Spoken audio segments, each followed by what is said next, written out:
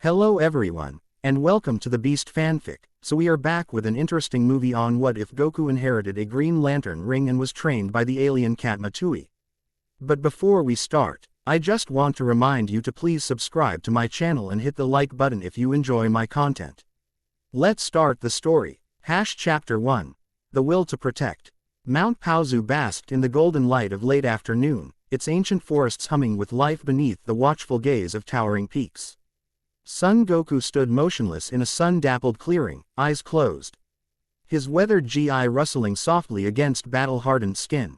6 months had passed since the Cell Games. 6 months since he'd chosen life over noble sacrifice, thanks to the unexpected intervention of the Supreme Kai. The decision still weighed on him, though he rarely showed it. A butterfly landed on his outstretched finger, wings pulsing gently.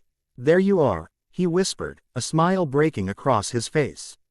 "Thought you could sneak up on me, huh?" The insect fluttered away as Goku opened his eyes, tracking its path through shafts of honeyed sunlight. Peace had settled across Earth like a comfortable blanket. But something inside the Saiyan remained restless. He couldn't explain it, this feeling that greater challenges awaited beyond the horizon. In one fluid motion, Goku launched himself into a complex kata, his movements a blur of precision and power. Each strike cut through the air with mathematical precision, each stance rooted to the earth yet paradoxically weightless. After the grueling battle with Cell, he'd discovered a new dimension to his training, not just increasing power, but refining control. Still not enough, he muttered, dissatisfied despite executing techniques that would leave most martial artists breathless with awe. Sweat beaded on his forehead as he increased the intensity, pushing his muscles to their limits without transforming. Clearing became a theater of controlled violence as he battled invisible opponents, anticipating counters to moves he hadn't yet performed. This was no mere exercise, it was conversation between body and universe. Miles away, Chi-Chi stirred a pot of simmering stew in their modest home. Their marriage had ended amicably 3 months ago, both realizing they'd grown in different directions. She'd kept the house while Goku built a simple cabin deeper in the mountains. They remained friends, united by their love for Gohan, who split his time between studying with his mother and training with his father. The afternoon quietude shattered as a piercing sound sliced through the atmosphere, the unmistakable shriek of something entering Earth's atmosphere at tremendous velocity. Goku's movements halted instantly, his senses stretching outward like invisible tendrils. This was no meteor. It carried energy, life energy, and it was coming down fast.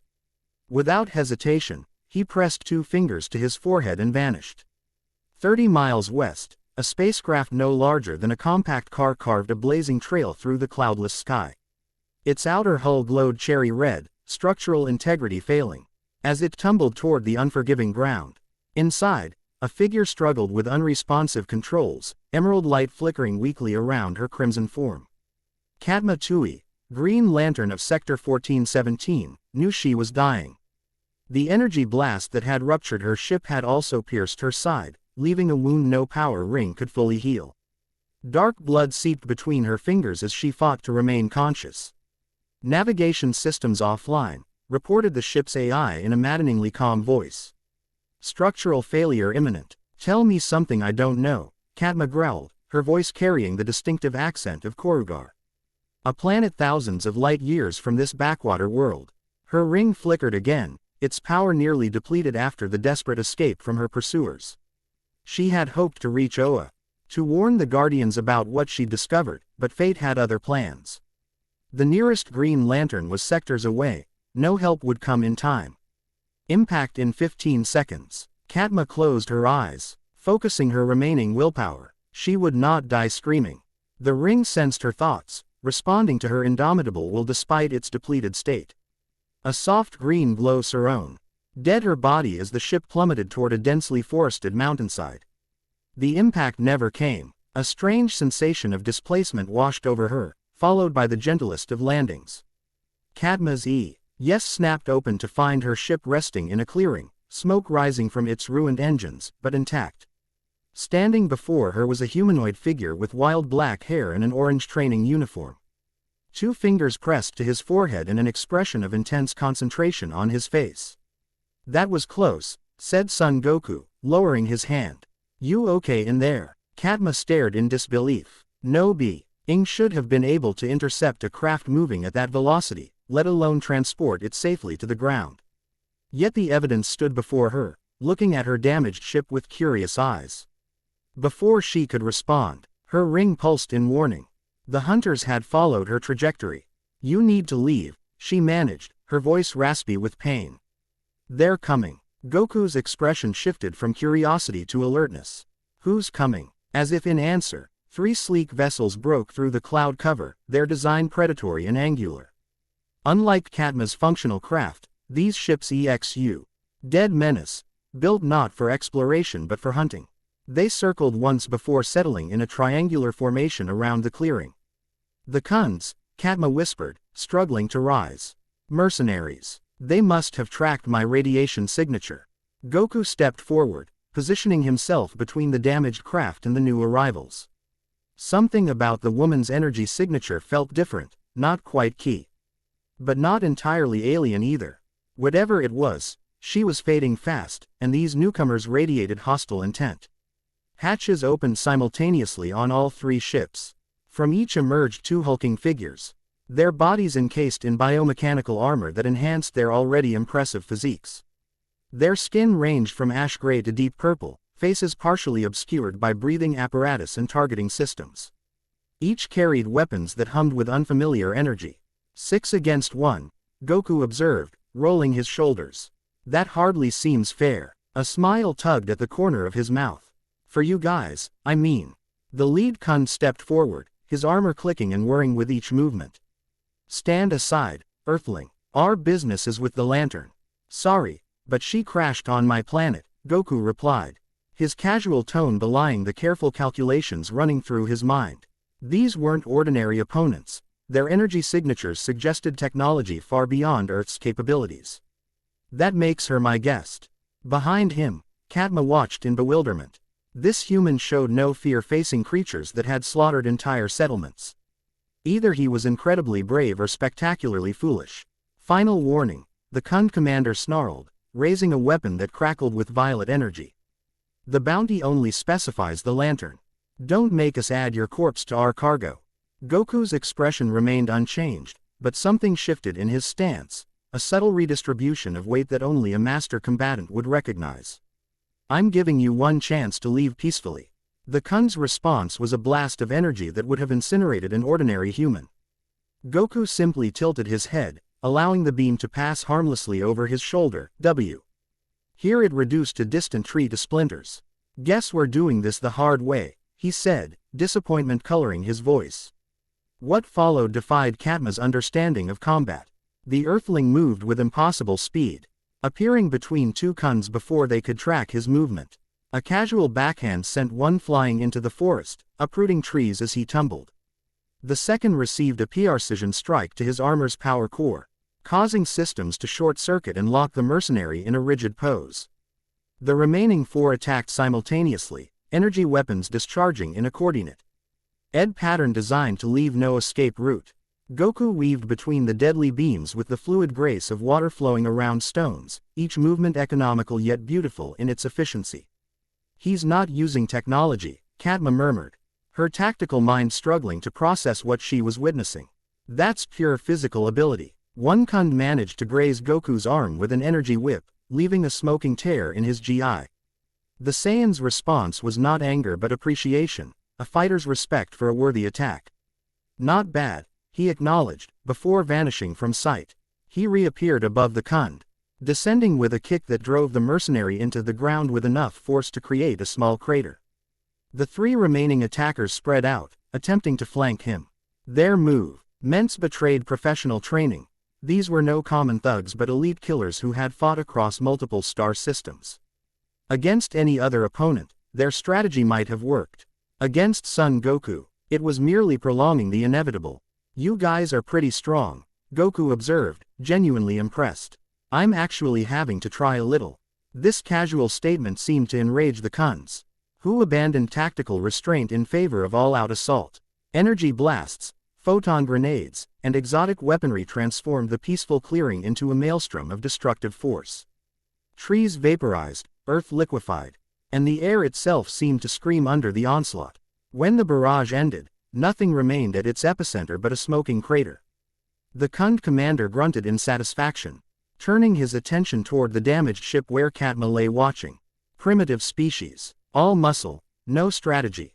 I don't know about that, came Goku's voice from directly behind him. I thought it was a pretty good strategy to let you waste all that energy.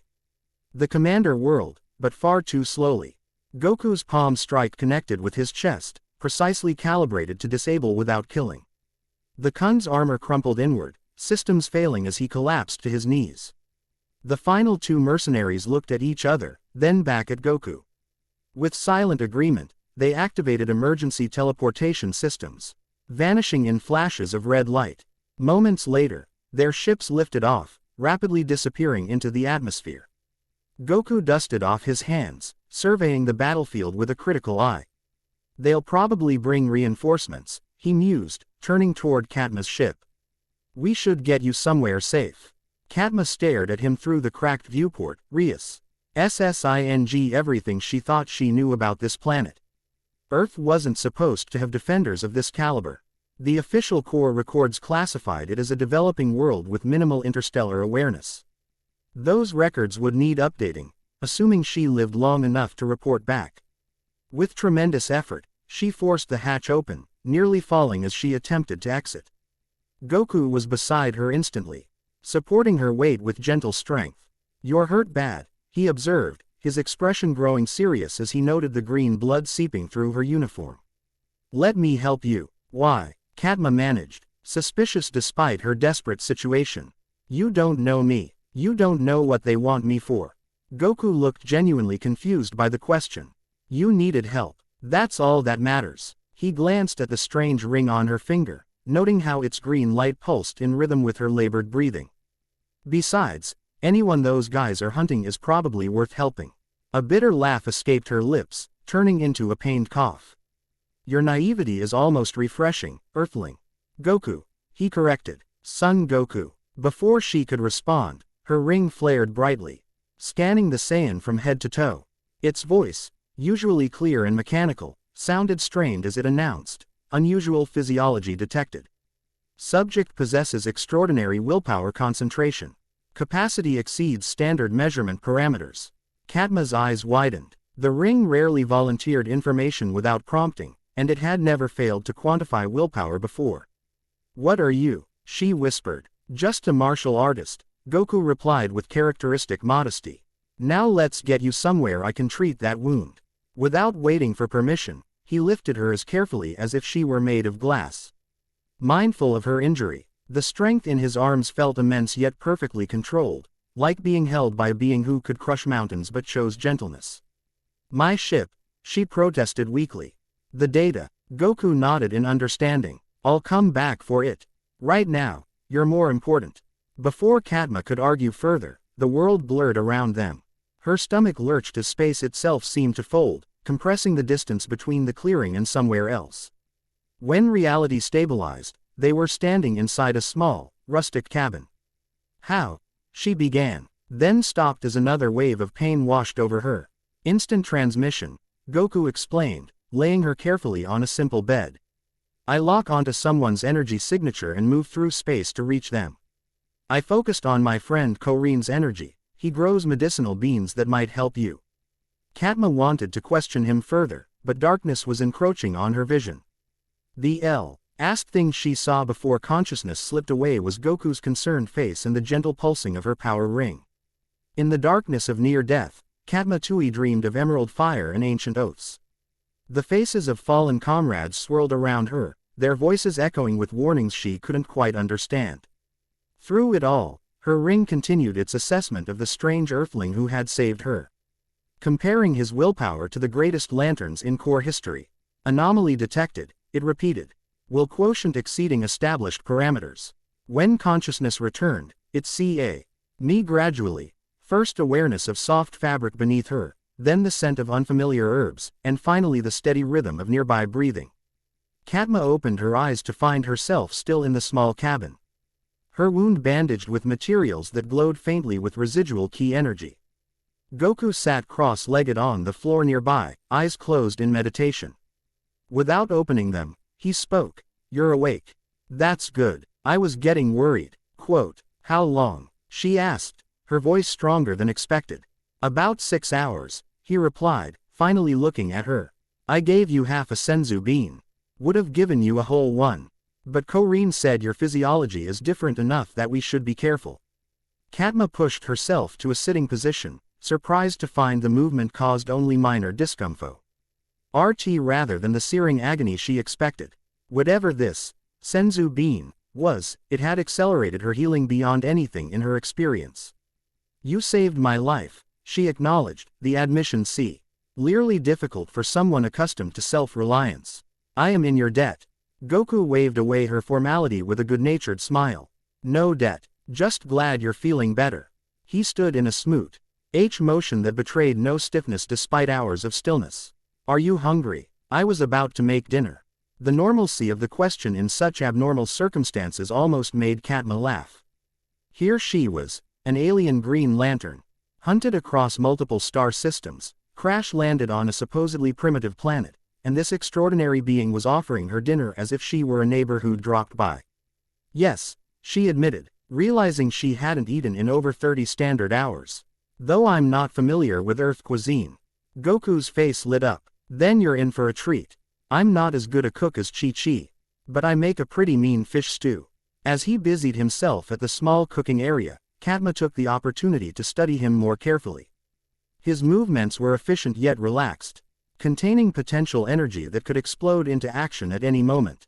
Nothing about his appearance suggested the power she'd witnessed against the Khans, except perhaps his eyes, which held depths of experience at odds with his carefree demeanor. "You have questions," he observed without turning around. "I can feel you watching me." "Many," she confirmed, starting with how an isolate D-planet like Earth produced a warrior of your capabilities. Goku stirred the pot thoughtfully before answering. "I'm not exactly from Earth, though it's been my home since infancy. I'm Saiyan, from a warrior race called Saiyans. Found out pretty late in life, actually."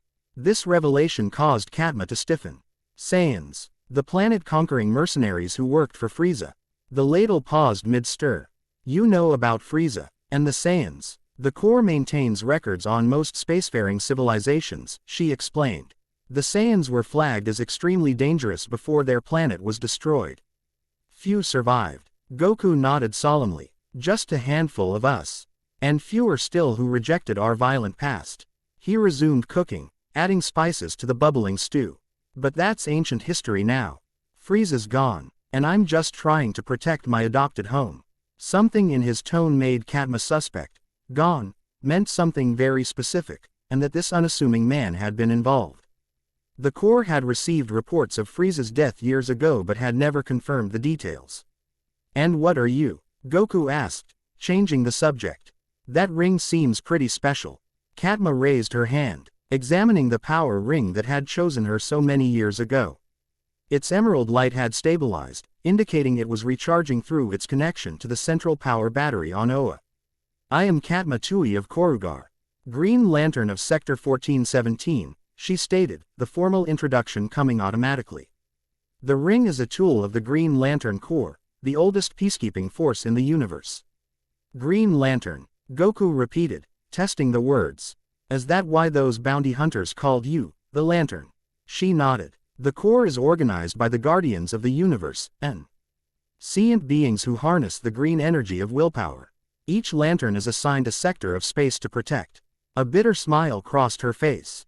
Though he seemed to be doing a poor job of it lately. Goku served 2 bowls of stew, offering one to Katma. The rich aroma was unfamiliar but enticing, reminding her how long she'd subsisted on emergency rations. "This sector doesn't have a protector?" he asked, sitting across from her. "Sector 2814 has been problematic," she admitted between careful bites. "Its assigned Lantern, Aben Sur, died recently. His replacement was chosen but is still in training.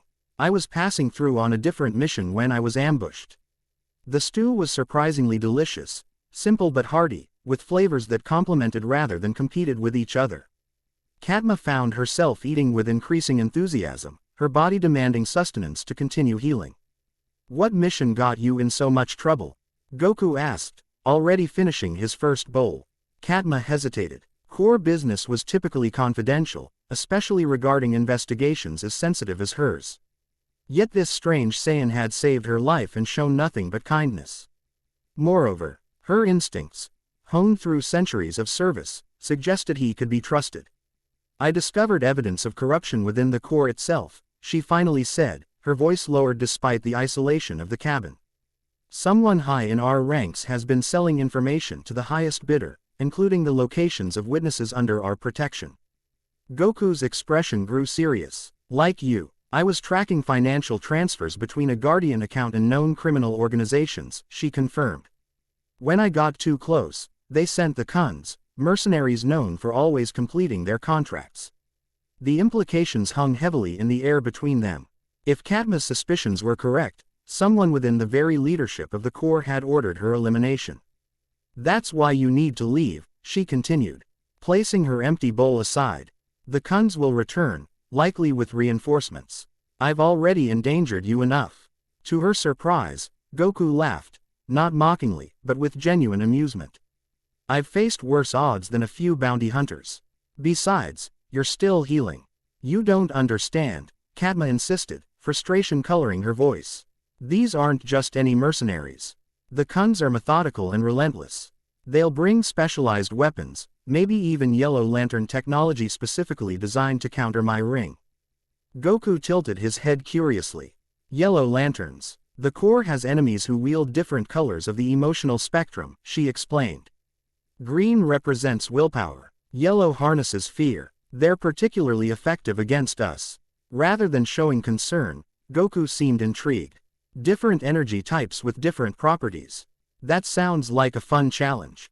His cavalier attitude would have infuriated Katma if she hadn't witnessed his abilities firsthand. Even so, she couldn't allow him to risk himself further on her behalf. I appreciate your hospitality, Son Goku, but once my ring is fully charged, I must continue to Oa. The Guardians need to know about this corruption, even if one of their own is involved. As if responding to her determination, the power ring pulsed brightly, its energy reservoir approaching full capacity. Within hours, she would be able to create a space-worthy construct for interstellar travel. At least stay until morning, Goku suggested.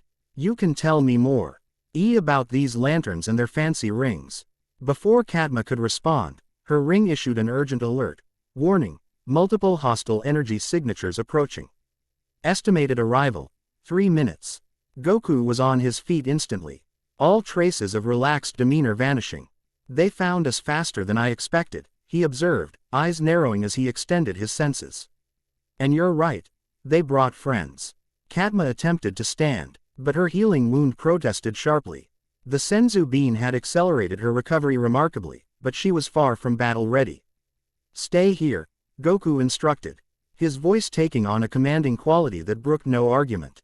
I'll handle this. You can't face them alone, she objected, forcing herself upright through sheer willpower. They'll have NTER measures after seeing your abilities. A smile that contained no humor crossed Goku's face. Good. That means they might actually give me a decent workout. Before Katma could protest further, He placed 2 fingers to his forehead and vanished, leaving her alone in the cabin. With a muttered curse in her native language, she activated her ring's scanning function, creating a 3-dimensional tactical display of the surrounding area. The incoming hostiles numbered 12, twice the previous force. Their energy signatures indicated enhanced battle armor and weapons far beyond standard Kund equipment. Someone had spared no expense to ensure her elimination. At the edge of the scanner's range, Goku's unique energy signature flared like a beacon. He wasn't hiding or setting an ambush, He was flying directly toward the incoming threat, openly challenging their superior numbers. Typical warrior race bravado, Katma muttered, though not without a hint of admiration. Through her ring's connection to the battle, she witnessed Goku's approach. The Kund vessels had deployed in a staggered formation, covering all potential escape vectors with overlapping fields of fire. Their target, systems locked onto the approaching Saiyan, calculating his trajectory and speed. What they couldn't calculate was his sudden acceleration to several times the speed of sound, nor his instantaneo.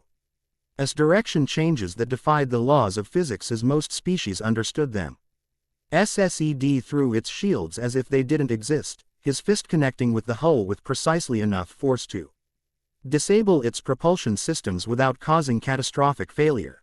The craft spiraled downward, emergency systems deploying to prevent a fatal crash. The remaining vessels opened fire simultaneously, their energy weapons transforming the night sky into a lethal light show. Katma held her breath, concerned despite what she'd witnessed of Goku's abilities. No being could survive that concentration of firepower. Yet survive he did. Weaving between energy beams with preternatural awareness, Goku treated the deadly barrage as an elaborate obstacle course. Occasionally, he would deflect a blast with his bare hands, redirecting it harmlessly into the sky or, more impressively, back at its source. Impossible, Katma whispered, watching him systematically dismantle the Kund attack force. 3 vessels coordinated their approach, attempting to box him in with a triangular formation. Goku responded by simply stopping in midair, allowing the momentum of their attack to carry them past him. As they scrambled to correct their course, he cupped his hands at his side. Ha! Me! Ha! Me!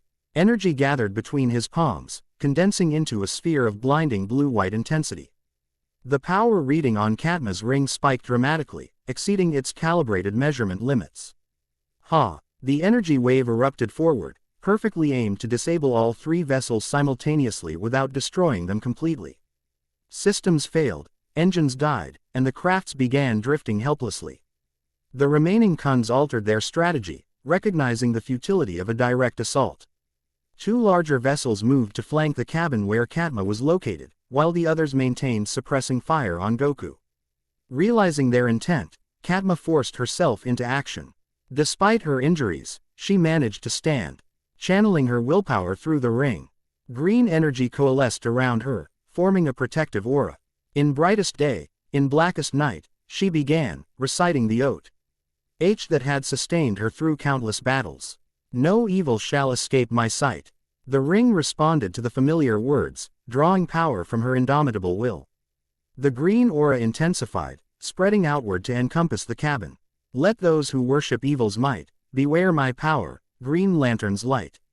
As the final words left her lips, a wave of emerald energy exploded outward, forming a protective dome just as the Kund vessels opened fire.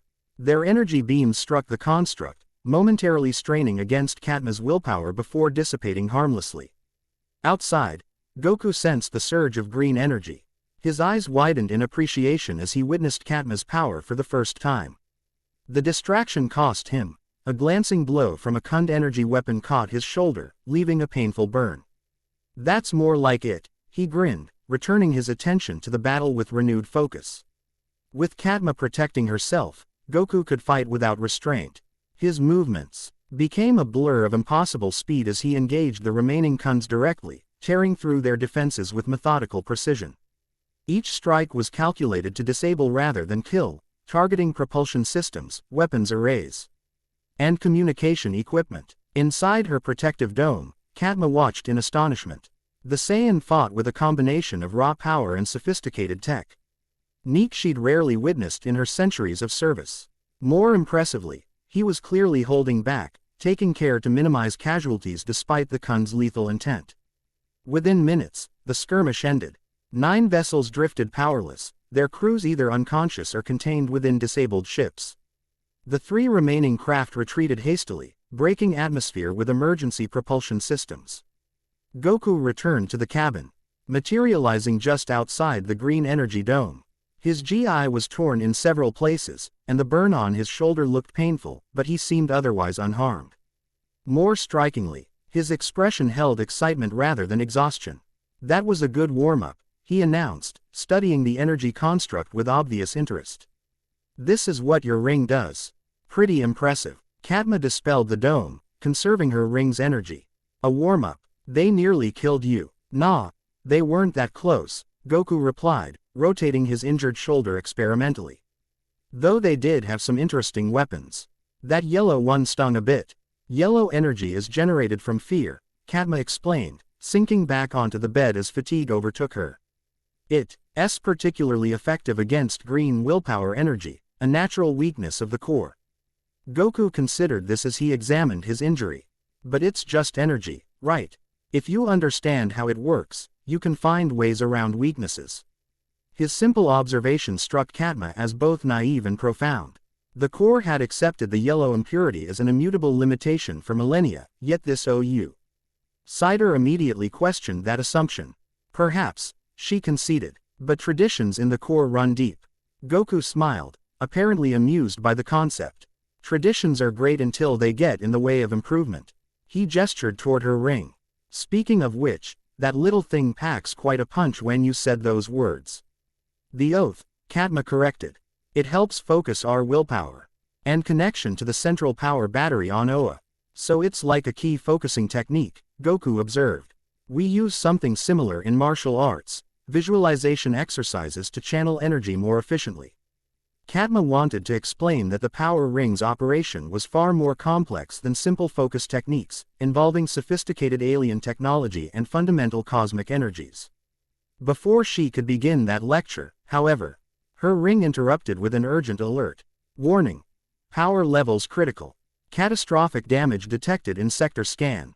Ring bearer survival probability, 17.3% without immediate intervention.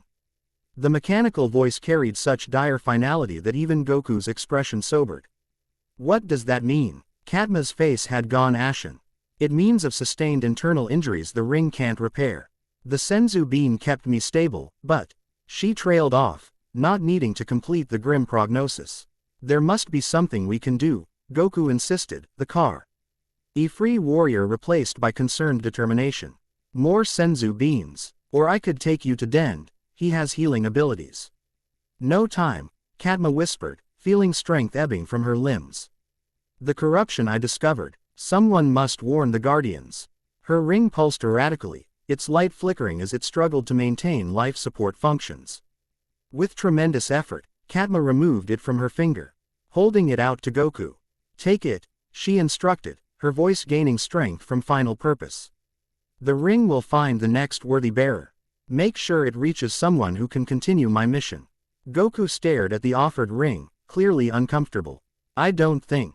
Please, Katma interrupted. The core must know about the traitor. Innocent lives depend on it. Reluctantly, Goku extended his hand, allowing Katma to place the ring in his palm. The moment their skin touched, the ring flared with blinding emerald light, scanning the Saiyan once more. Willpower evaluation complete, it announced. Compatibility assessment. Exceptional. Processing transfer protocol. Katma's eyes widened in surprise. That's not possible. The ring doesn't transfer, it chooses. Before either could react further, the ring floated from Goku's palm, hovering between them. Its light intensified, bathing the cabin in viridian radiance as it spoke in a voice that seemed to bypass their ears and resonate directly in their minds. Katma Tui of Korugar, your service to the core is acknowledged. Your will remains strong, but your body fails. Do you consent to emergency protocols? Though clearly confused, Katma nodded. I consent. The ring turned its attention to Goku. Son Goku of Earth, born of Vegeta. Your will has been measured and found worthy. In this sector's time of need, will you accept the burden and honor of the Green Lantern Corps? Goku looked at Katma, seeing the silent plea in her eyes. Whatever this meant, it clearly mattered deeply to her, and potentially to countless others across the stars. If it means protecting people who can't protect themselves, he answered solemnly, then yes. The ring's glow pulsed in acknowledgement. Emergency transfer protocol initiated. Witness the oath, speak the words, become the light. A sphere of energy expanded from the ring, surrounding both Katma and Goku in a private universe of emerald fire. Within this space, knowledge flowed directly into Goku's mind. Glimpses of the corp's history, the nature of the emotional spectrum, the fundamental principles of ring operation. Simultaneously, Katma's consciousness, her experiences, her very essence seemed to merge with the ring's energy matrix. Not a complete transfer of personality, the core had safeguards against such violations, but a preservation of core memories and mission-critical information. Repeat the oath, Katma instructed, her physical form beginning to fade as the ring drew upon her remaining life force to complete the transfer. Make it yours. Goku felt words forming in his mind, ancient and powerful, yet somehow fitting his own principles perfectly. As he began to speak, the ring moved toward his hand. In brightest day, he began. Voice resonating with newfound purpose, in blackest night. The ring slipped onto his finger, adjusting its size to fit perfectly. No evil shall escape my sight. Green energy coursed up his arm, merging with his ki in ways that defied conventional understanding of either power source. Let those who worship evil's might. A uniform materialized around him, adapting to his martial artist sensibilities, black and green with touches of orange, flexible yet durable, honoring both his heritage and his new responsibility. Beware my power. Katma smiled as her physical form dissolved into pure energy. Her final mission complete. The ring had chosen well. Green lantern's light. The energy sphere collapsed inward, then exploded outward in a harmless wave that rippled across the mountain range. When it cleared, Goku stood alone in the cabin, the green lantern uniform settling comfortably against his skin as if he'd worn it all his life. The ring glowed steadily on his finger, its voice clear in his mind. Transfer complete. Ring operating at 73% capacity. Welcome to the Green Lantern Corps, Son Goku. Goku examined the ring with mixture of awe and respect, feeling Katma's final moments resonating through their connection. Though gone, part of her remained, a guiding presence that would help him understand his new responsibilities. I won't let you down, he promised, both to Katma's memory and to the universe he'd sworn to protect. As dawn broke over Mount Paozu, Earth's newest guardian looked toward the stars, sensing challenges that would test even his extraordinary abilities. The journey ahead would take him beyond anything he'd imagined, forcing him to grow not just as a warrior but as a protector of entire worlds. Son Goku, Saiyan of Earth, martial arts master, defender of his adopted home, now bore a new title, Green Lantern of Sector 2814. The universe would never be the same. Chapter 1 End Chapter 2, Beyond the Skies. The morning sun painted Mount Paozu in liquid gold, casting long shadows across the valley where Son Goku stood motionless, eyes closed in concentration. 3 days had passed since Katma Tui's death and his unexpected inheritance. The green lantern ring gleamed on his finger, responding to fluctuations in his willpower with subtle pulses of emerald light. Focus, he whispered to himself, extending his arm. Like gathering ki, but different. Energy flowed outward, coalescing into a shimmering green sphere that hovered above his palm. Simple constructs had come naturally, basic shapes, shields, energy blasts that complemented his existing techniques.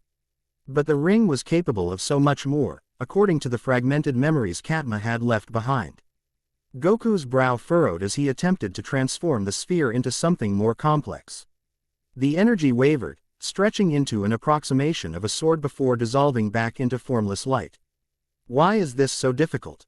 He muttered, frustration edging his normally carefree voice. Because you're thinking like a warrior, not a creator, came the response, not quite Katma's voice, but an echo of her consciousness preserved within the ring's memory matrix.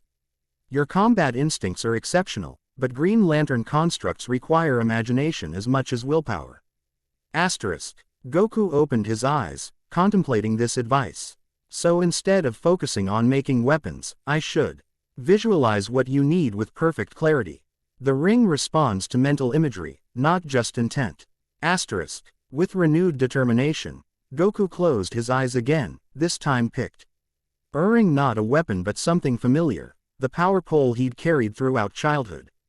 He recalled every detail.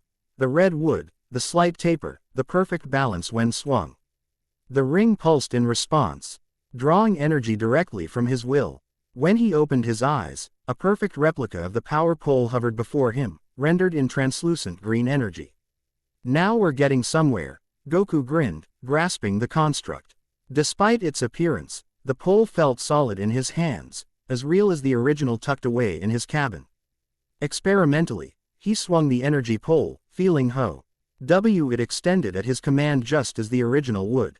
The connection between thought and manifestation grew more intuitive with each passing moment. Better, the memory echo acknowledged. Though, Typically lanterns don't recreate existing objects. Asterisk. Goku spun the pole between his fingers, enjoying the familiar weight. Why not use what works? Besides, he swung the construct in a wide arc, seamlessly transforming it into a staff.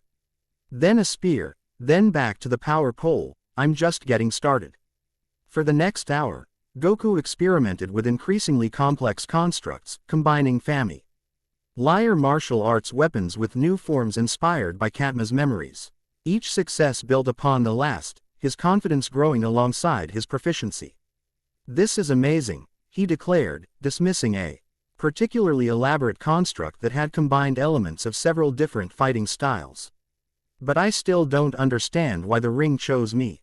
There must be millions of warriors across the universe with strong willpower. The ring selects based on criteria beyond simple strength of will, the Echo explained. Character, courage, capacity for growth, all factor into the equation. And you possess something rare even among lanterns. My charming personality, Goku joked, floating cross-legged in the air. The ability to evolve continually, came the serious reply. Most beings reach their potential and plateau. You break through limitations as naturally as breathing. Before Goku could respond, a distant explosion shattered the morning calm. His head snapped toward the sound, EY's narrowing as he extended his senses toward Central City, some 200 miles east. Something's happening, he murmured, rising higher for a better vantage point. The ring pulsed in agreement. Energy signature detected. Non-terrestrial in origin. Without hesitation, Goku shot skyward, green energy streamlining his flight. Though he could teleport directly to the disturbance, something about the unfamiliar energy pattern warranted caution. Better to assess the situation before charging in. As he approached the city, the source of the commotion became clear. A towering mechanical figure stalked through the business district, its humanoid design suggesting alien manufacture rather than Earth technology. Standing nearly 30 feet tall, its metal skin gleamed with an iridescent quality that shifted allures with each movement. The machine wasn't actively attacking, but its mere presence had caused panic. Cars swerved to avoid its massive feet, people fled screaming from its path. And police cordons struggled to maintain some semblance of order. Goku descended to hover level with the machine's featureless face. That's far enough, he called, his voice carrying the authority of countless battles. I don't know what you are or why you're here, but you're scaring everyone. The machine halted, its faceless head tilting to study him. After a moment's silence, a voice emanated from within, feminine, precise. With an accent Goku couldn't place. Fascinating. You're not the usual Green Lantern assigned to this sector. The voice paused, analytical rather than threatening. Your energy signature is most unusual. Goku remained alert but relaxed his defensive posture slightly. The machine hadn't attacked despite having ample opportunity. I'm new to the job, he admitted. Who are you, and what do you want with Earth? A compartment in the machine's chest slid open, revealing a transparent chamber containing a humanoid figure. As the protective shields retracted, Goku could see a woman with silver-blue skin and geometric patterns of luminescent circuitry tracing her temples. Her eyes, entirely black except for pinpoints of white light, studied him with scientific curiosity. I am Dr. Jaya Cord of the Galactic Scientific Consortium, she announced, her actual voice matching the one that had projected from the machine. I detected an unprecedented RGY anomaly 3 standard days ago, a fusion of Green Lantern energy with something I've never encountered before. She gestured toward his ring. That would be you, I presume. Goku relaxed further, sensing no malice from the scientist. That's right, the name's Son Goku. Sorry about the dramatic entrance, but when I saw a giant robot stomping through the city.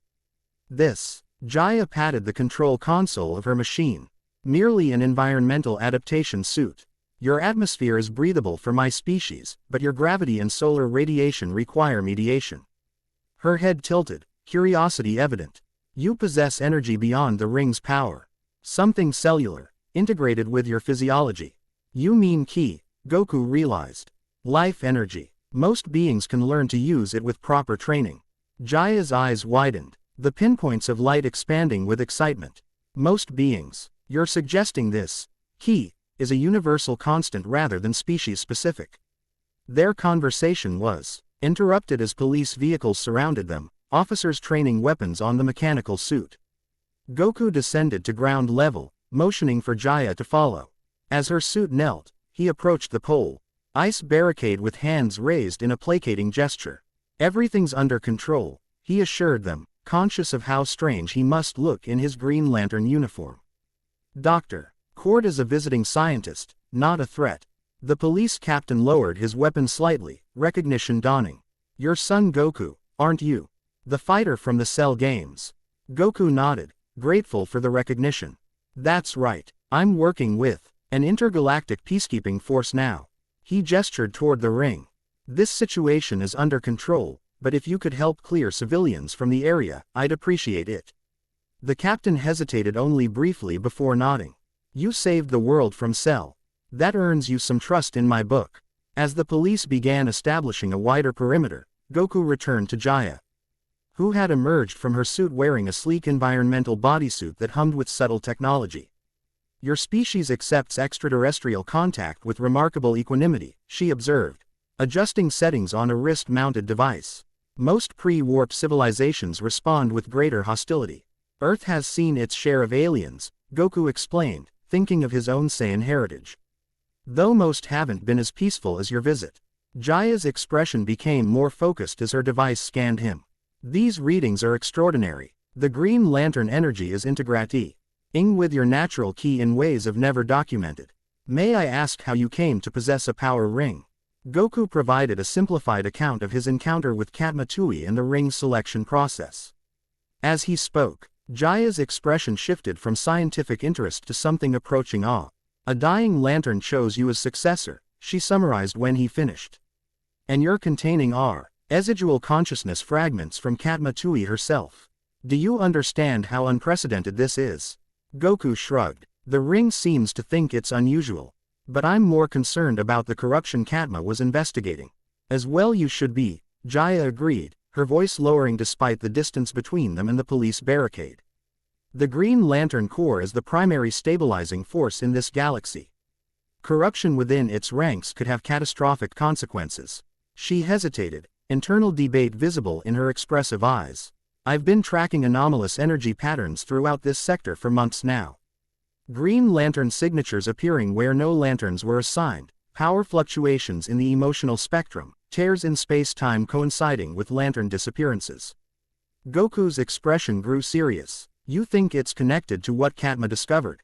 I can't be certain, Jaya admitted. But the timing is suggestive. And now a completely unique energy signature appears, a lantern with key manipulation abilities, precisely when the core seems most vulnerable. Before Goku could respond, his ring pulsed urgently. Priority distress signal detected. Space Station Proxima under attack. Multiple casualties reported. No other lanterns in range. Asterisk. I have to go, Goku said, already rising into the air. There's a space station in trouble. Jaya's eyes widened. Space Station Proxima. That's a scientific outpost studying quantum gravitational effects. It's not a military target. It is now, Goku replied grimly. Can your suit reach orbit? Easily, Jaya confirmed, already returning to her mechanical exoskeleton. But the station is 2 light minutes from Earth. Even at maximum acceleration, I can get us there instantly, Goku interrupted. If you're willing to help.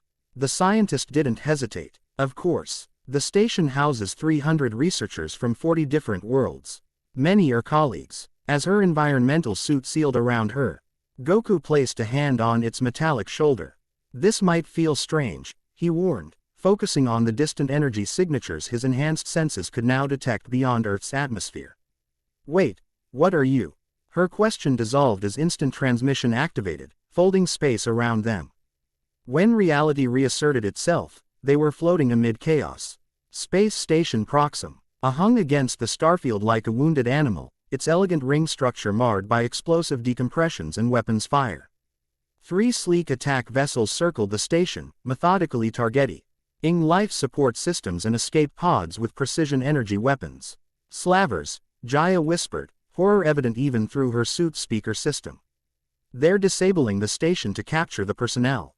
Goku's expression hardened as he witnessed an escape pod destroyed, the brief flare of extinguished lives prickling against his consciousness. Not anymore, they're not. Without waiting for a response, he streaked toward the nearest attack vessel, green energy flaring around him to provide protection in the vacuum of space. The ring automatically adjusted his uniform, creating a full L environmental seal without impeding his movement. The attacking ship detected his approach too late. A construct resembling a massive fist slammed into its propulsion system, sending it spinning away from the station. Before the other vessels could react, Goku was among them, moving with such speed that conventional targeting systems couldn't track him. One pilot managed to get off a shot, energy beam sizzling through space toward the new threat. Goku didn't dodge. Instead, he caught the beam in a construct shaped like cupped hands, compressed the energy, and hurled it back at its source. The redirected shot disabled the vessel's weapons array without destroying the ship itself. Careful, Jaya cautioned through the communication link the ring had established. The third ship is powering up something much stronger. Goku turned to see the largest vessel orienting a central cannon toward him. Energy readings spiked dramatically as it prepared to fire. Yellow energy signature detected, the ring warned. Recommend evasive action, Instead of retreating, Goku faced the cannon directly. As it discharged a massive beam of golden energy, he thrust both hands forward, ring blosh. As he created not a shield but a construct resembling a funnel. The yellow beam entered the wide end, its destructive force channeled and compressed as it traveled through the narrowing tunnel. What are you doing? Jaya demanded. Yellow energy disrupts Green Lantern constructs. Not if you keep adapting the construct faster than it can break down, Goku replied through gritted teeth, his concentration absolute as he continually reformed the funnel's structure. The yellow energy fought him, seeking weaknesses in his will, but found none. As the beam reached the narrow end of the funnel, Goku redirected it upward. Away from both himself and the station. The yellow energy dissipated harmlessly into space, leaving the attacking vessel momentarily vulnerable. Not wasting the opportunity, Goku closed the distance in an eye blink. His fist, wreathed in both Ki and Green Lantern energy, connected with the ship's hull. The combined power sheared through advanced alien alloys like paper, targeting critical systems with surgical precision. Within seconds, all three vessels hung disabled in space, their crews trapped inside but unharmed. Goku turned his attention to the wounded station, scanning for life signs among the wreckage. We need to seal those breaches, he called to Jaya, who had been providing tactical information throughout the brief battle. There are people still alive in depressurized sections. But they won't last long. On it, the scientist replied, her environmental suit already moving toward the largest breach. Despite its size, the exoskeleton contained sophisticated repair systems that began sealing the damaged hull. Meanwhile, Goku created a massive construct that enveloped the entire ring structure, providing temporary atmospheric containment while he retrieved survivors. Moving systematically through the station, he located researchers trapped in sealed compartments or floating unconscious in sections exposed to vacuum. Through their mental link, Katma's echo provided guidance on space rescue protocols, helping him prioritize the most critically injured. Within minutes, he'd gathered 24 survivors in the station's central hub, Here emergency life support remained functional. As he prepared to search for more survivors, a proximity alert from his ring drew his attention to a small craft approaching from the station's blind side. Unlike the attacking vessels, this ship employed sophisticated stealth technology that would have rendered it invisible to conventional sensors. Unidentified vessel on intercept course, the ring reported. Weapons systems active but not targeting. Goku positioned himself between the approaching ship and the damaged station. Identify yourself, he broadcast, channeling power into his ring should this prove another threat. The ship decelerated, maintaining a cautious distance. After a moment's hesitation, a visual communication link activated, projecting the image of a humanoid female. Her skin was a deep violet, contrasting with shock white hair cut in a severe asymmetrical style. A network of scars traced one side of her face, disappearing beneath a high-collared jacket adorned with what appeared to be military insignia from multiple worlds. Well, she drawled, her accent musical yet sharp-edged. A Green Lantern actually responding to a distress call. Will wonders never cease? Who are you? Goku demanded, maintaining his defensive posture. Captain Vespa Tall, she replied with a mocking half-salute. Though in less polite company, I answer to the Phantom. Jaya's voice cut in over their communication link. Goku, be careful. The Phantom is a notorious space pirate with bounties in 17 systems. Vespa's eyebrow arched. 23 systems now, actually. Fame spreads. Her gaze shifted to study Goku more carefully. You're not the usual lantern for this sector. New recruit. Something like that, Goku acknowledged, unwilling to reveal too much. Were you responsible for this attack? Laughter burst from Vespa, genuine amusement lighting her features. If I'd attacked this station, there wouldn't be anyone left to rescue. And I certify, NLY wouldn't stick around to chat with core enforcement. Despite her criminal reputation, Goku sensed no deception in her words. Then why are you here? Vespa's expression sobered. Same reason you are, Lantern. I picked up the distress call. She gestured toward the disabled attack vessels.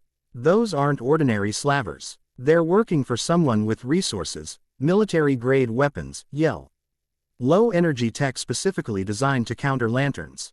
You know who's behind this?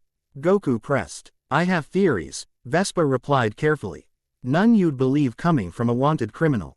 Her eyes narrowed, assessing him with new interest. You handled that yellow energy weapon differently than any lantern I've seen. Most would have dodged or tried a standard shield.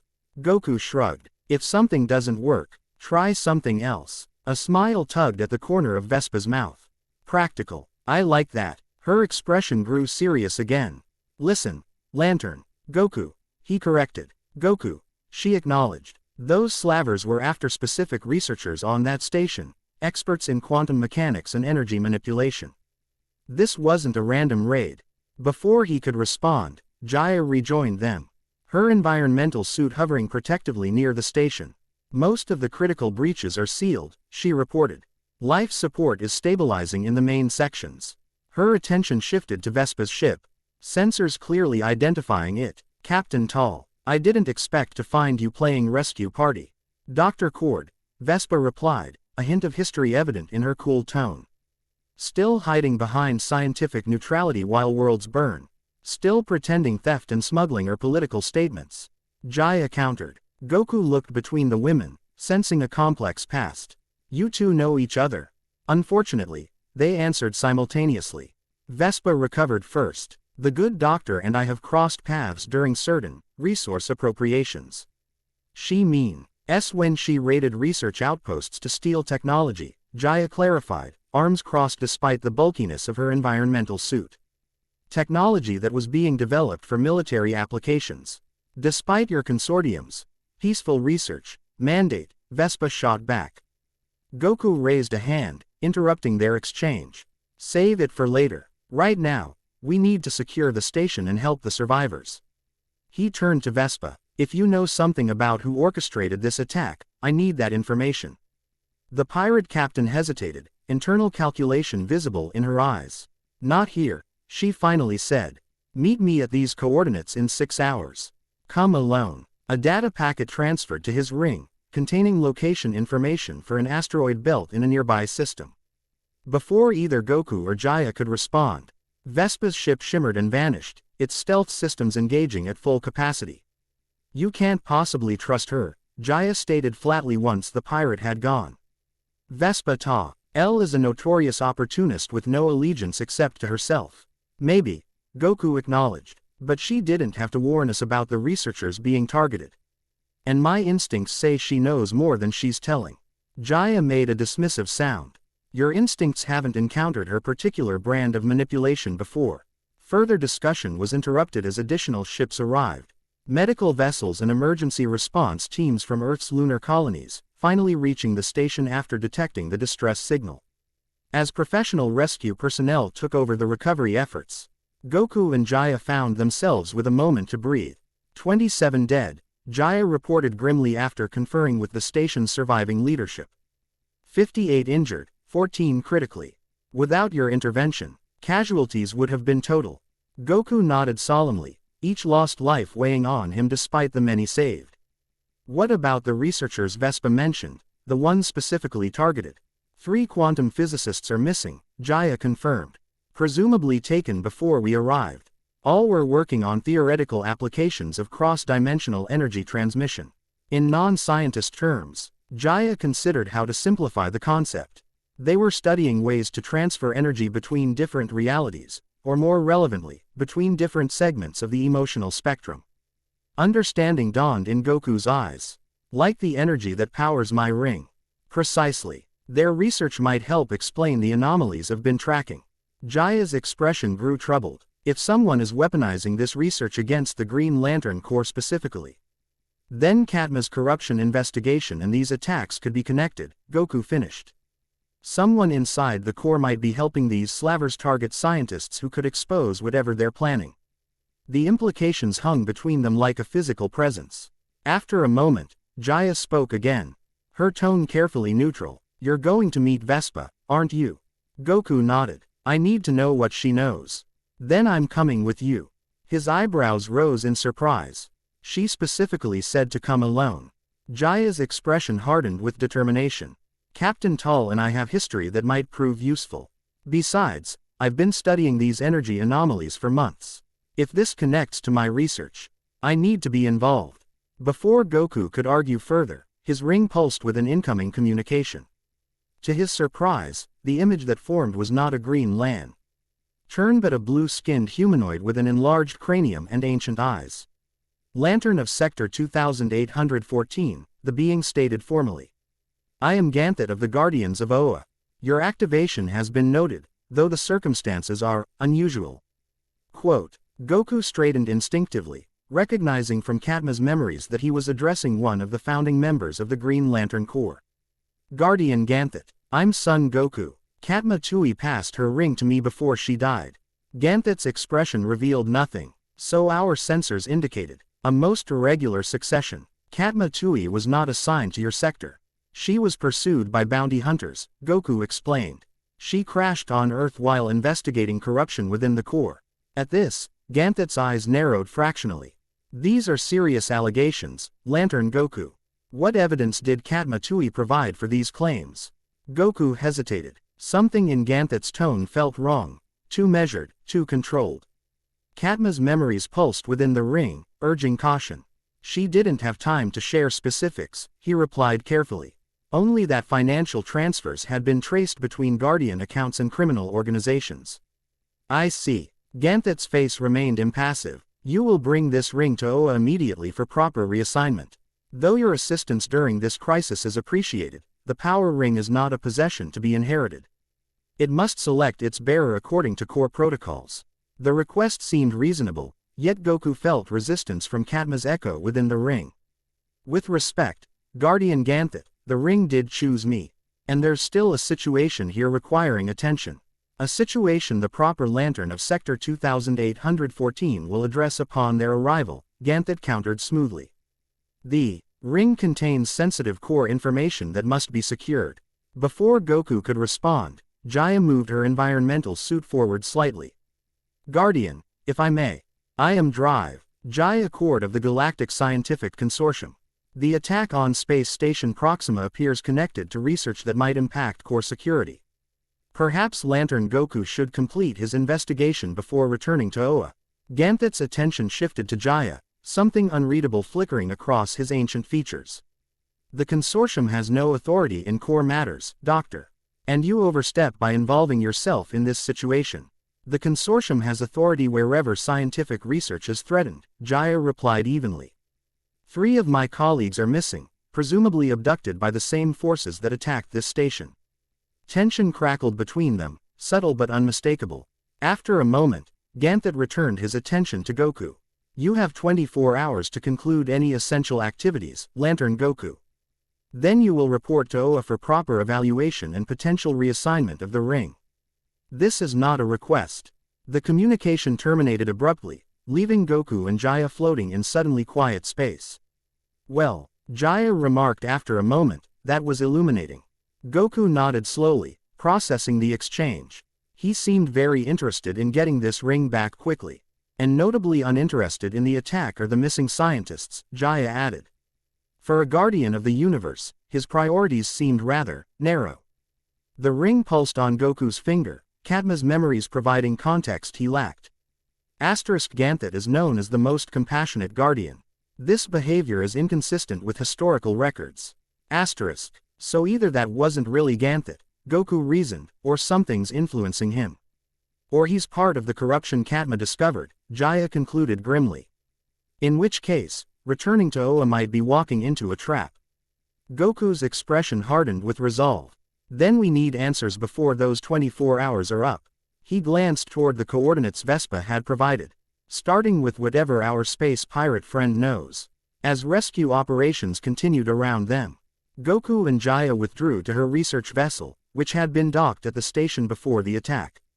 Unlike her environmental suit, the ship was designed for extended space travel. With laboratory facilities that occupied most of its interior space. We have 4 hours before the meeting, Jaya noted, activating various analytical systems. I want to examine how your ring and key energy interact. The data might help us understand what's happening with the emotional spectrum anomalies. Goku raised an eyebrow. You think that's connected to all this? Everything is connected, Jaya replied, adjusting sensors to focus on his ring. Science is simply the process of discovering those connections. For the next several hours, Goku submitted to Jaya's battery of tests and measurements. He demonstrated various key techniques, then Green Lantern constructs, and finally combinations of both energies. Throughout the process, Jaya's expression shifted from scientific curiosity to growing amazement. This shouldn't be possible, she murmured, studying readouts that meant nothing to Goku. The emotional spectrum energy and your key should cancel each other out or cause cascading interference patterns. Instead, they're harmonizing, amplifying each other's properties while minimizing weaknesses. Is that good? Goku asked, dismissing a particularly complex construct that had combined ring energy with his Kamehameha technique. It's unprecedented, Jaya replied, eyes still fixed on her instruments. Green Lantern energy represents willpower in the emotional spectrum. Your key seems naturally aligned with that frequency, but it's more adaptable. Less rigidly defined. She looked up, meeting his gaze directly. Your energy signature suggests you could potentially access other aspects of the spectrum beyond willpower. Goku considered this. You mean like the yellow energy those attackers used? The fear-based power? Potentially. Jaya's voice held both excitement and caution. Though emotional energies beyond willpower are traditionally considered dangerous, corrupting. There's a reason the Guardians chose green willpower as the foundation of the core. Before they could explore this further, a proximity alert sounded. They had arrived at the coordinates Vespa had specified, an unremarkable asteroid field orbiting a dwarf star. Sens. Oars detected no other vessels or life signs. She's not here, Jaya observed, skepticism evident in her tone. Perhaps Captain Tall had more pressing criminal enterprises to attend. Goku shook his head, extending his senses beyond conventional detection range. She's here, hiding. As if in response to his certainty, a section of seemingly empty space shimmered, revealing Vespa's sleek vessel nestled within a cluster of asteroids. A communication channel opened immediately. Impressive, Lantern, Vespa's voice acknowledged. Most people can't detect my ship even when they know where to look. Her tone sharpened as she continued. I believe I said come alone. Dr. Cord has valuable information about the missing scientists, Goku replied evenly. If we're going to figure out who's behind these attacks, we need to share what we know. A moment of silence followed before Vespa responded. Fine. Dock with my ship. No weapons, no recording devices. If I detect either, this conversation ends permanently. As Jaya maneuvered her vessel toward the pirate ship, Goku studied what little was visible of Vespa's craft. Unlike the utilitarian design of Jaya's research vessel, the Pirate-S Hip combined elegant lines with obvious defensive capabilities, beauty with deadly purpose. Be careful what you say to her, Jaya advised as they prepared to board. Vespa Tall didn't earn her reputation by being straightforward or trustworthy. Noted, Goku acknowledged. But right now, she's our best lead. The docking procedure completed with precision that spoke to Vespa's considerable piloting skills. As the airlock cycled, Goku sensed multiple life forms aboard, not just Vespa herself, but at least 4 others positioned strategically throughout the ship. A security precaution he couldn't fault given her profession. The inner door slid open to reveal Vespa standing with deceptive casualness, one hand resting near what was clearly a concealed weapon. Up close, her presence was even more striking, tall and athletic. With the confident posture of someone who had survived countless battles through skill rather than luck. "Welcome aboard the Starchaser," she greeted them, gaze moving between Goku and Jaya with calculating assessment. "Follow me. My office is more suitable for sensitive discussions." As they moved through the ship, Goku noted details that told a story beyond Vespa's criminal reputation. Trophy items from dozens of worlds lined recessed alcoves, but interspersed among them were objects of obvious cultural significance, preserved with respectful care rather than displayed as conquests. The crew they passed reflected similar complexity. Rather than the rough mercenaries one might expect on a pirate vessel, these individuals represented diverse species working with professional discipline. Many bore evidence of hard lives, prosthetic limbs, ritual scarring, the hypervigilance of those who had survived trauma, but none exhibited the casual cruelty common to genuine criminals. Vespa's office completed the contradictory picture. One wall displayed impressive weaponry from across the galaxy, while another was lined with actual paper books, a luxury few spacefaring individuals indulged in. A holomap dominated the center of the room, currently showing multiple star systems with various points highlighted in different colors. "Sit," Vespa instructed, indicating comfortable chairs positioned around a small conference table. As they settled, she pressed a sequence on her wrist device, activating privacy shields that hummed softly around the room. "Now we can speak freely," she announced, taking her own seat. "No one outside this room can hear us, not my crew, not any potential eavesdroppers, not even the Guardians themselves." "You're very cautious for someone who claims to be helping," Jaya observed. Vespa's smile held no humor. "I'm alive because I'm cautious, Doctor. A trait your consortium colleagues might have benefited from." Goku leaned forward, redirecting the conversation. "You said the attack on Space Station Proxima wasn't random. What do you know about it?" Vespa studied him for a moment before reaching into a drawer and withdrawing a data crystal, which she placed on the table between them. "This contains communication intercepts, financial transfers, and movement patterns I've been tracking for the past standard year." With a gesture, she activated the crystal, projecting a complex web of information into the air above the table. Ship movements, resource allocations, personnel transfers, all connected through an intricate network that spread across multiple sectors. "I'm not just a pirate," Vespa continued, manipulating the display to highlight specific nodes. "I run an information network specializing in patterns most people aren't looking for. 6 months ago, we noticed increased activity around scientific outposts studying quantum physics and dimensional energy." Jaya leaned forward, scientific interest overriding her suspicion. "You've been monitoring the same anomalies I have." "Probably," Vespa acknowledged, "though I doubt your consortium shared their findings with outsiders." She expanded a section of the display, showing a series of attacks similar to the one on Proxima. 11 research stations hit in the past 4 months. Scientists with specific expertise abducted, their work stolen.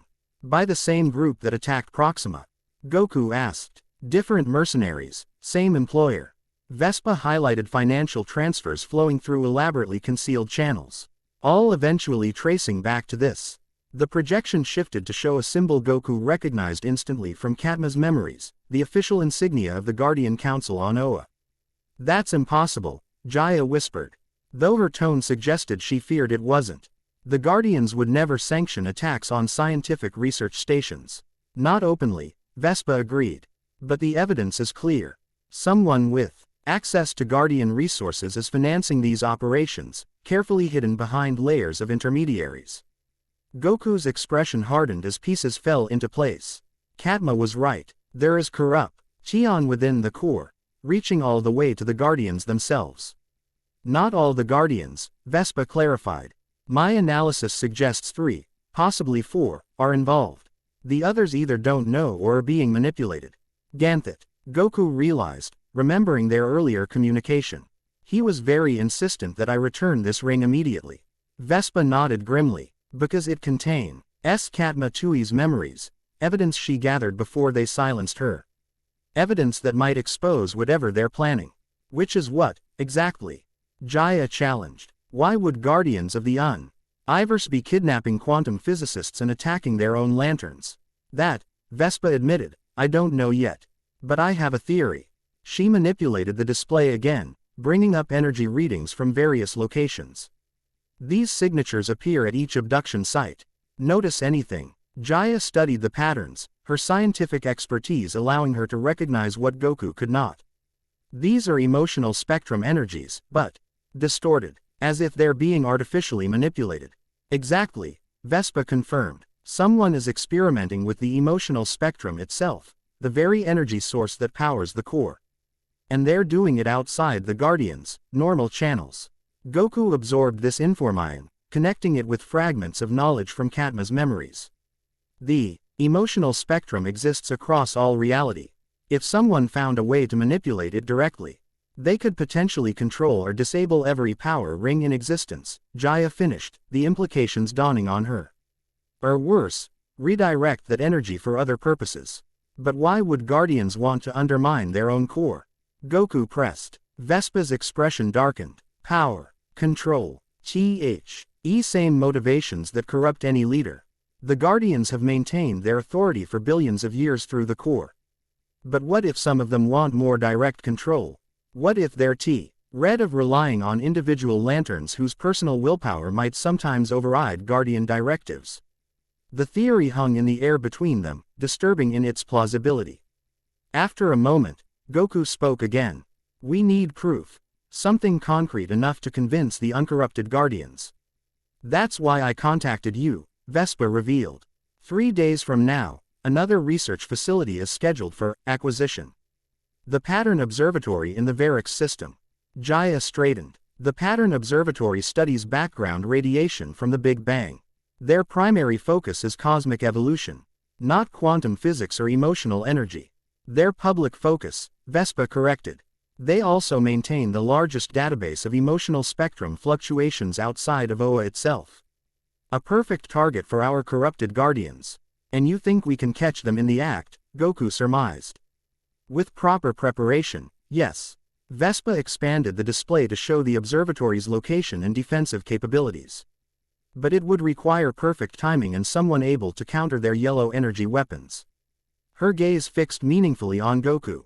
Someone like a Green Lantern who doesn't fight like a Green Lantern. It's a trap, Jaya stated flatly. She's setting you up, Goku. Vespa didn't flinch from the accusation. If I wanted to trap a Green Lantern, I wouldn't have warned you about the attack on Proxima. I certainly wouldn't be sharing intelligence gathered at considerable risk to my operation. Then why are you helping? Goku asked directly. What's your stake in this?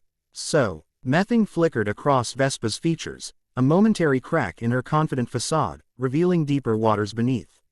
Let's just say I have personal reasons for opposing corruption in power structures. Especially those claiming to protect the innocent. The answer wasn't complete, but Goku sensed genuine conviction behind it. If we do this, we do it my way, he stated firmly. No casualties unless absolutely necessary. We're there to gather evidence, not start a war. Of course, Vespa agreed, perhaps too quickly. My crew will follow your lead.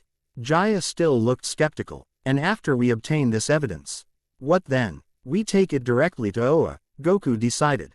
Not to Ganthet, but to the full Guardian Council in open session. With irrefutable proof, they'll have to address the corruption.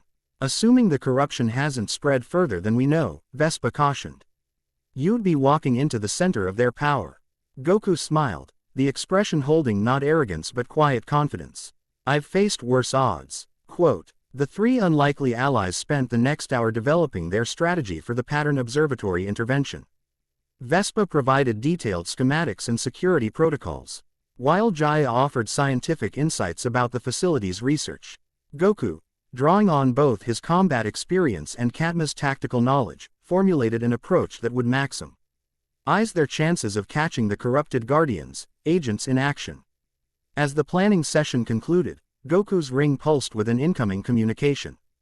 Unlike the earlier contact from Ganthet, this transmission bore encryption markers indicating a different source.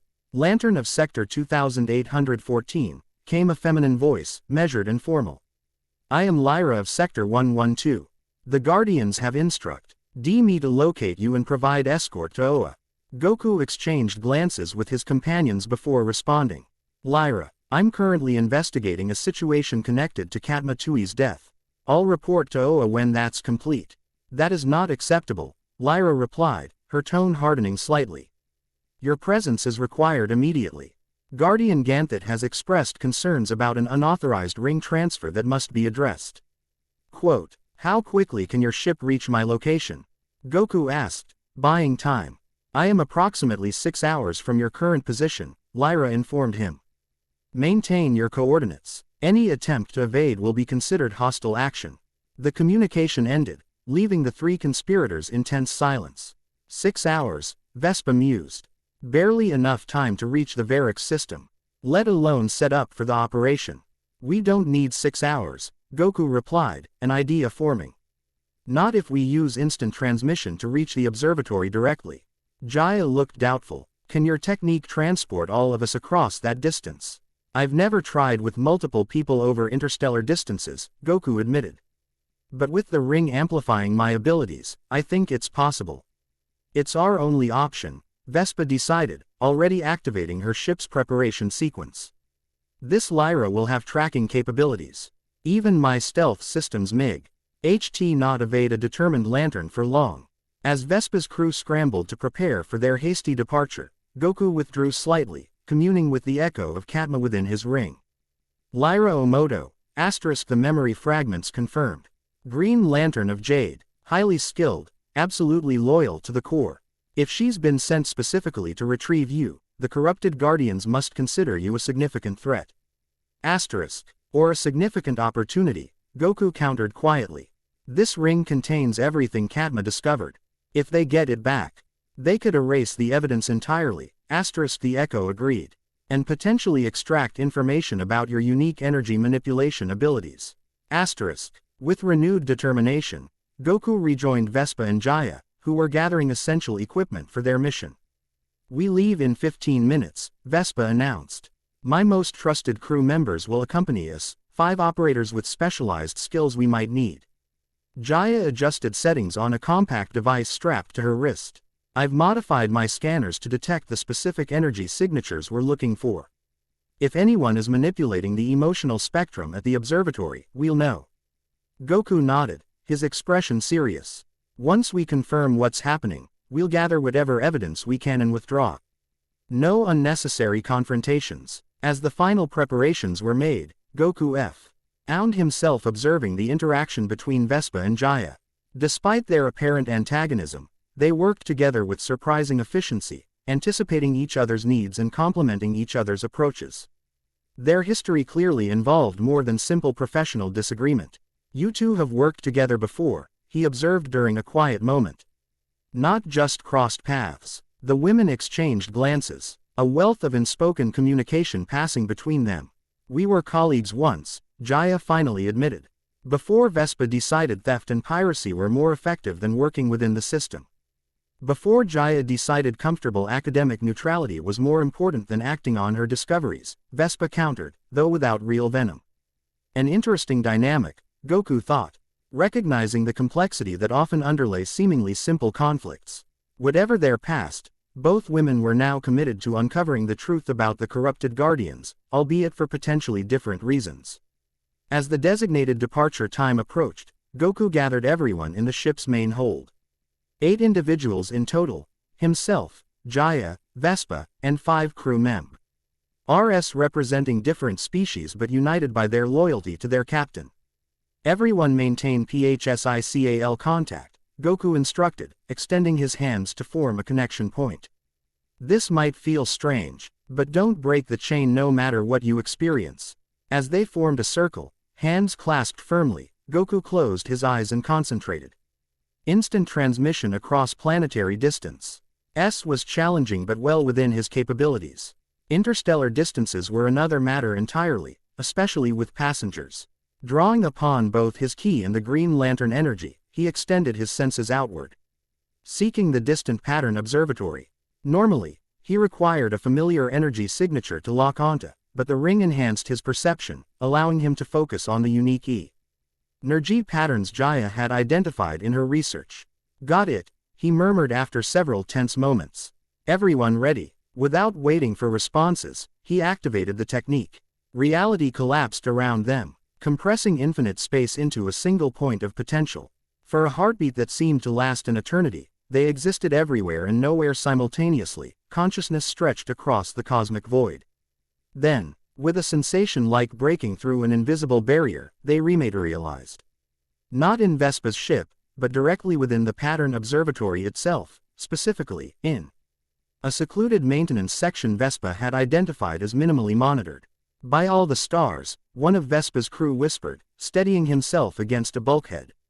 What was that? Efficient transportation, Vespa replied dryly, though her own complexion had paled slightly from the experience. Everyone check equipment. We move in 5 minutes. As the group recovered and prepared, Goku extended his senses throughout the facility. The observatory was massive, a sprawling complex of interconnected modules orbiting a neutron star. Hundreds of researchers and support staff moved through its corridors, unaware of both the infiltration and the potential attack to come. There, he said suddenly, detecting an anomalous energy pattern. Lower level, eastern quadrant. Someone's accessing the emotional spectrum database right now. Jaya consulted her scanner, confirming his assessment.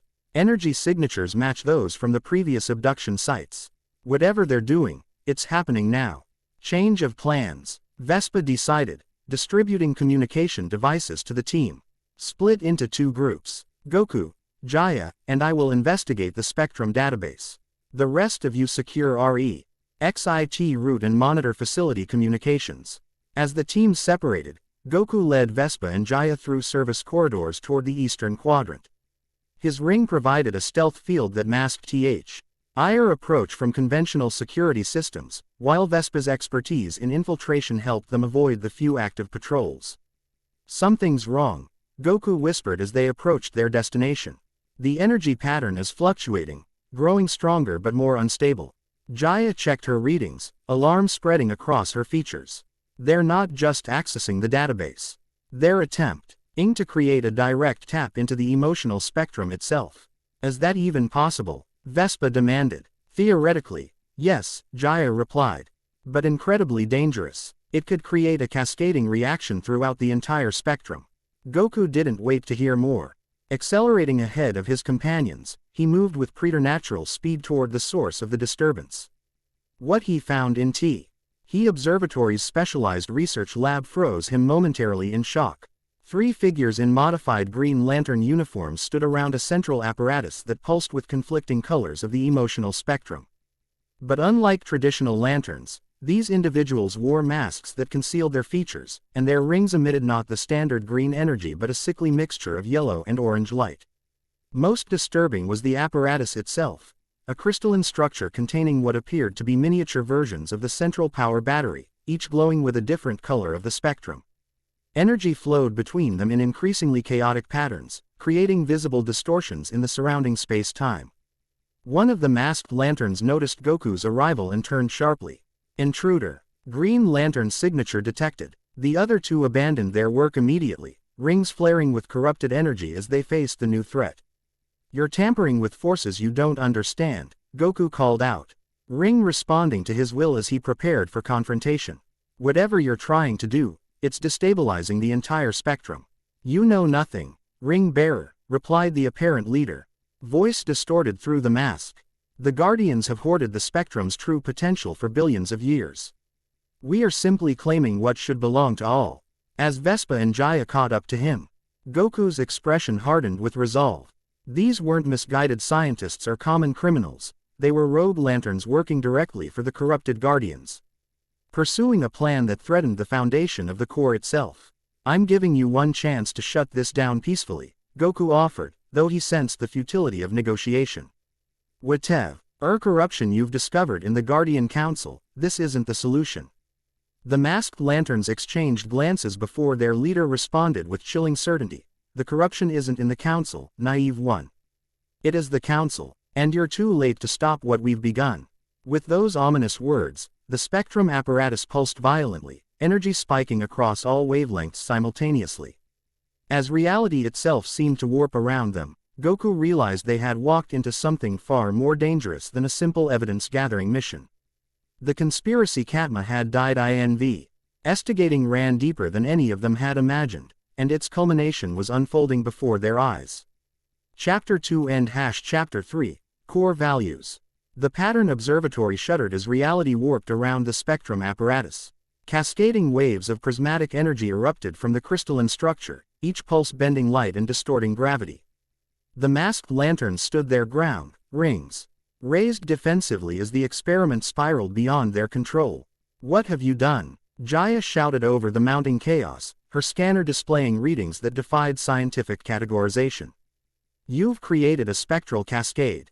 The lead masked figure adjusted controls on the apparatus with frantic precision. "Containment protocols failing. The interface matrix can't handle full spectrum harmonics." Goku assessed the situation in milliseconds, combat instincts merging with Katma's tactical knowledge.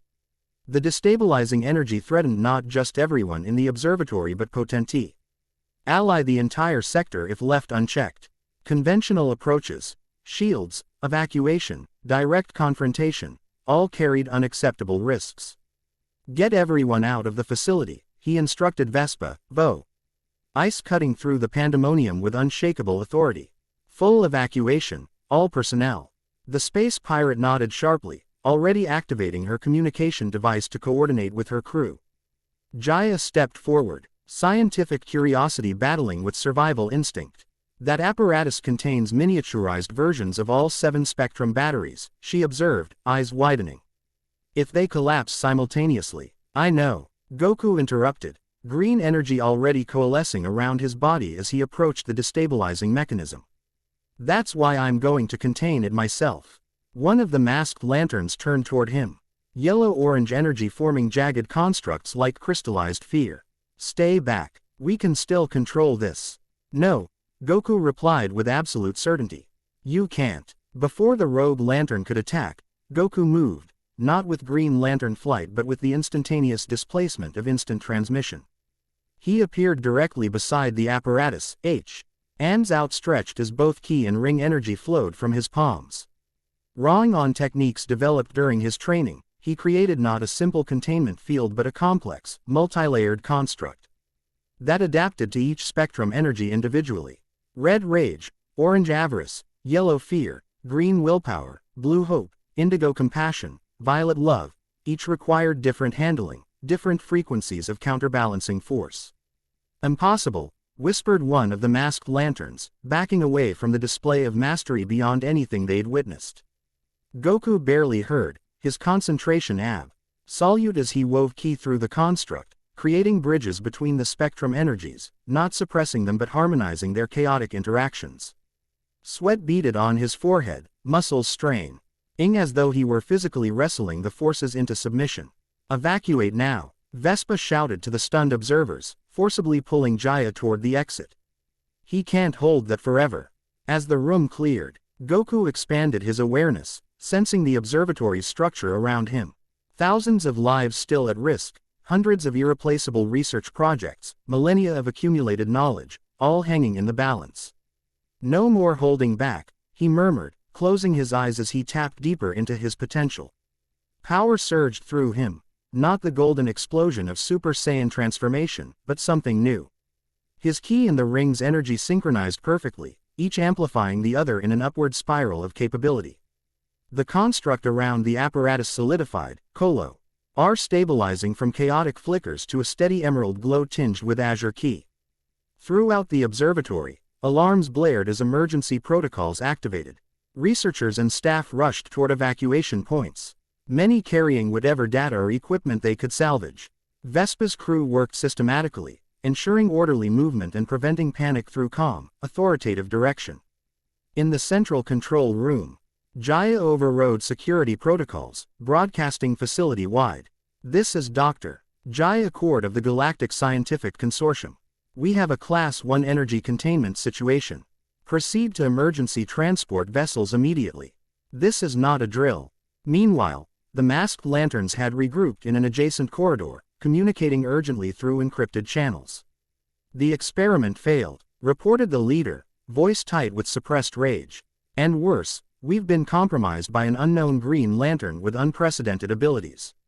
The containment shouldn't be possible, added another. No single lantern could harmonize all spectrum energies simultaneously. Irrelevant now, decided the third. Enact contingency protocols. Destroy all evidence. The Rugarian's successor must not leave with what he's witnessed. Back in the laboratory, Goku sensed their plotting despite the overwhelming demands of maintaining containment. The apparatus continued destabilizing at a molecular level, its composite materials breaking down under the spectral energies it had briefly channeled. Time to end this, he decided, recognizing he couldn't maintain control indefinitely. With methodical precision, he began collapsing the containment field inward, compressing the chaotic energies while simultaneously inducing phase cancellation between opposing spectrum forces. Red nullified by indigo, orange counterbalanced by violet, yellow neutralized by blue, leaving only green willpower, which he could handle directly. The process required microsecond adjustments and absolute concentration, but Goku had spent a lifetime perfecting the art of combat focus.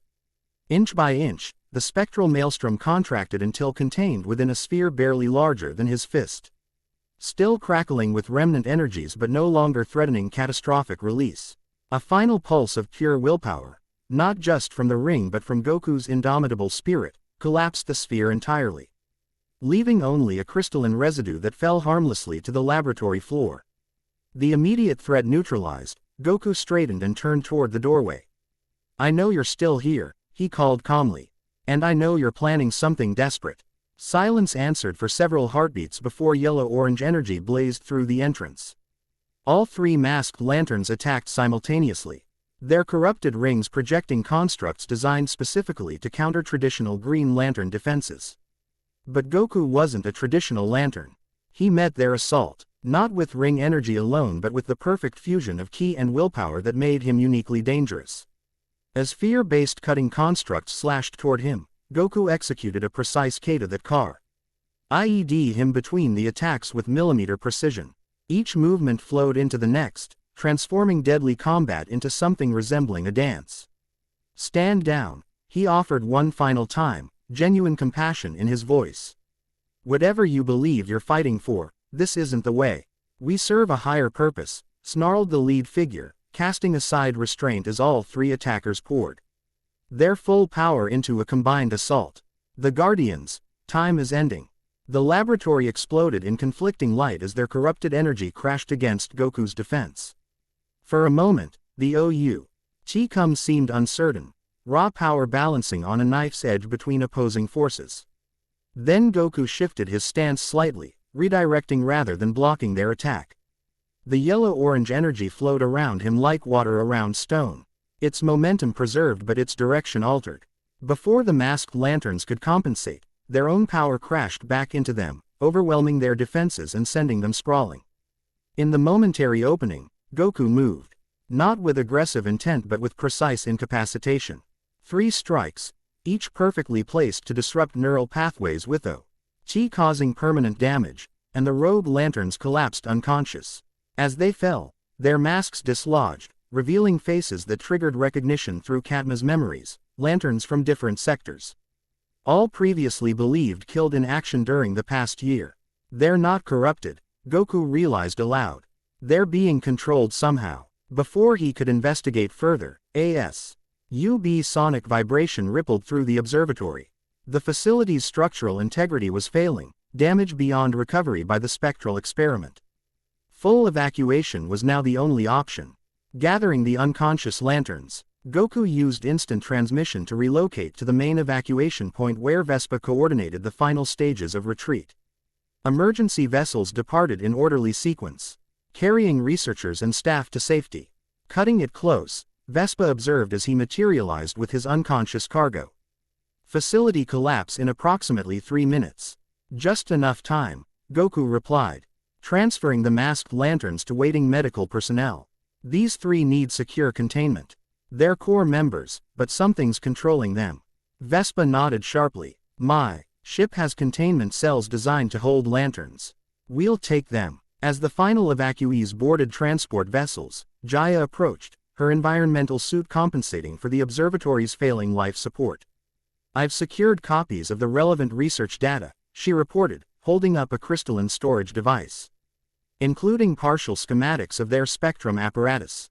Good work, Goku acknowledged.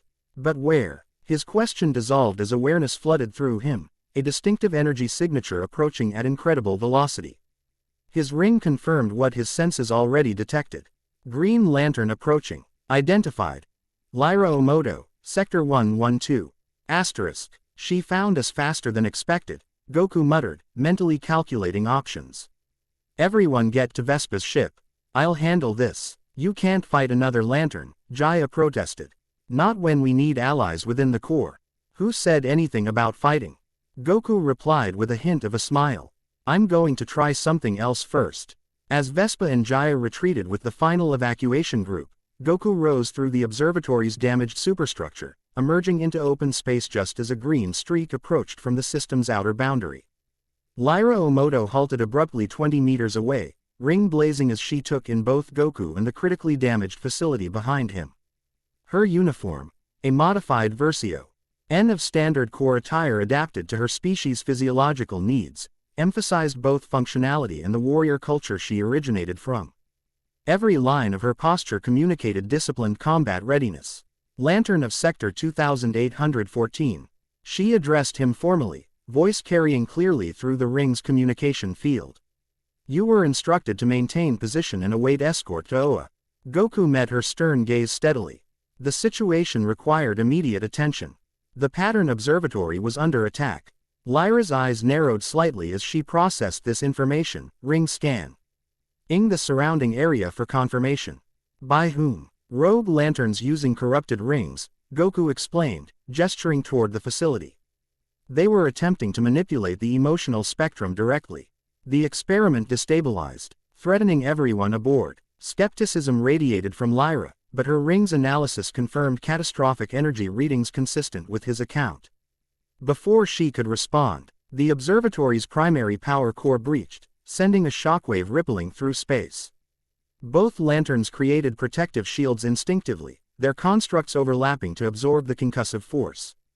Evacuation vessels detected leaving the system, Lyra noted as the shockwave passed. Including one matching known pirate signatures. Explain your association with criminal elements, Lantern Goku. Captain Vespa Tall provided critical intelligence about the attack, Goku replied honestly. Without her warning, everyone aboard would have died. Convenient, Lyra observed coldly.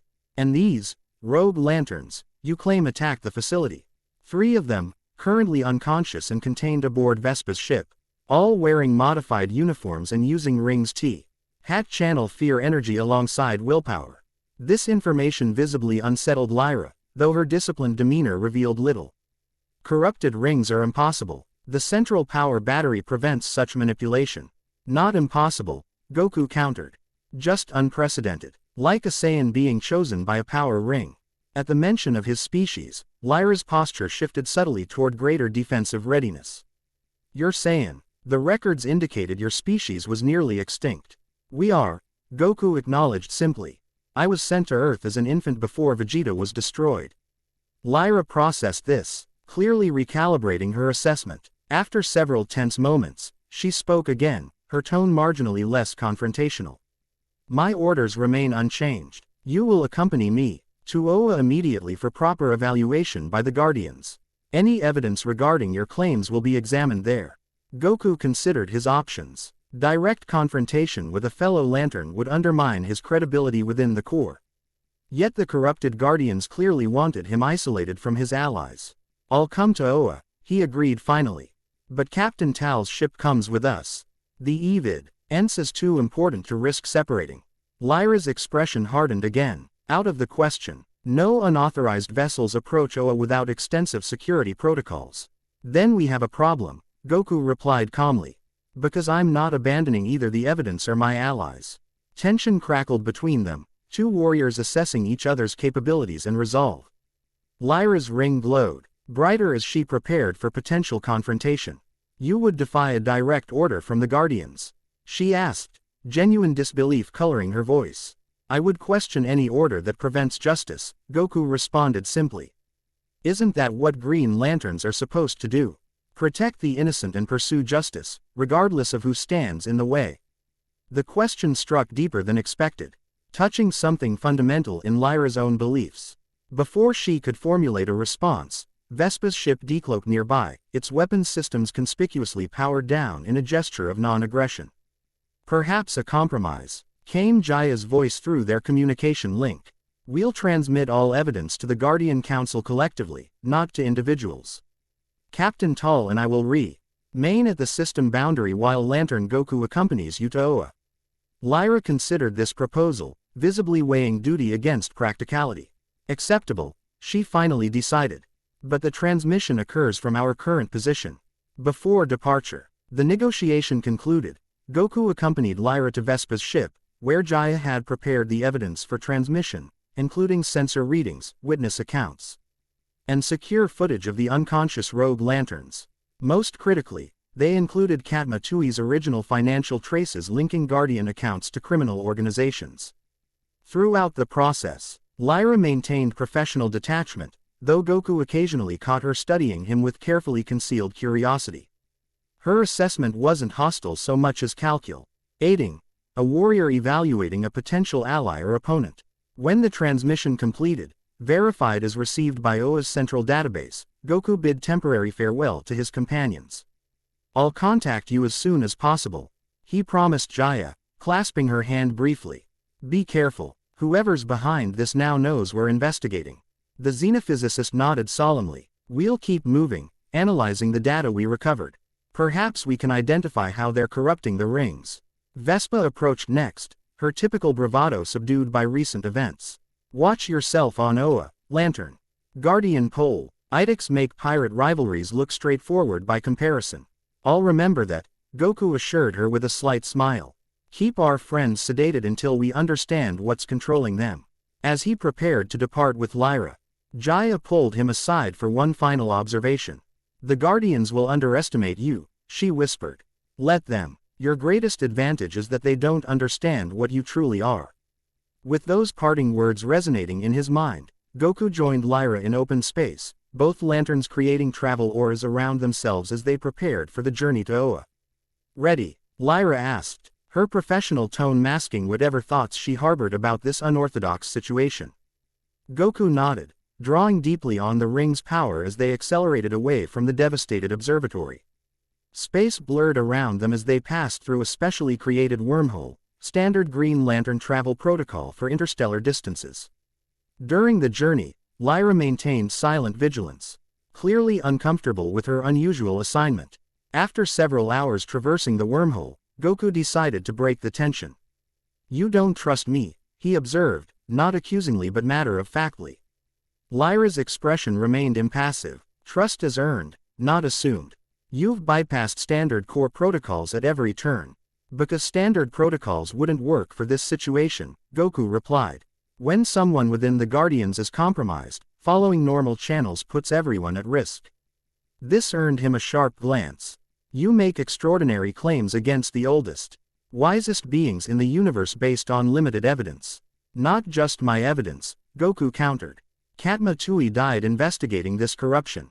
Her memories within the Ring confirm financial transfers between Guardian accounts and criminal organizations.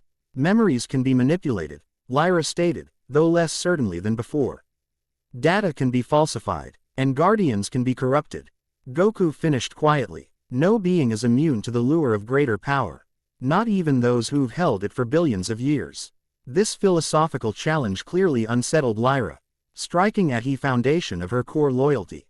Rather than continue the debate, she accelerated slightly, ending the conversation by increasing the distance between them.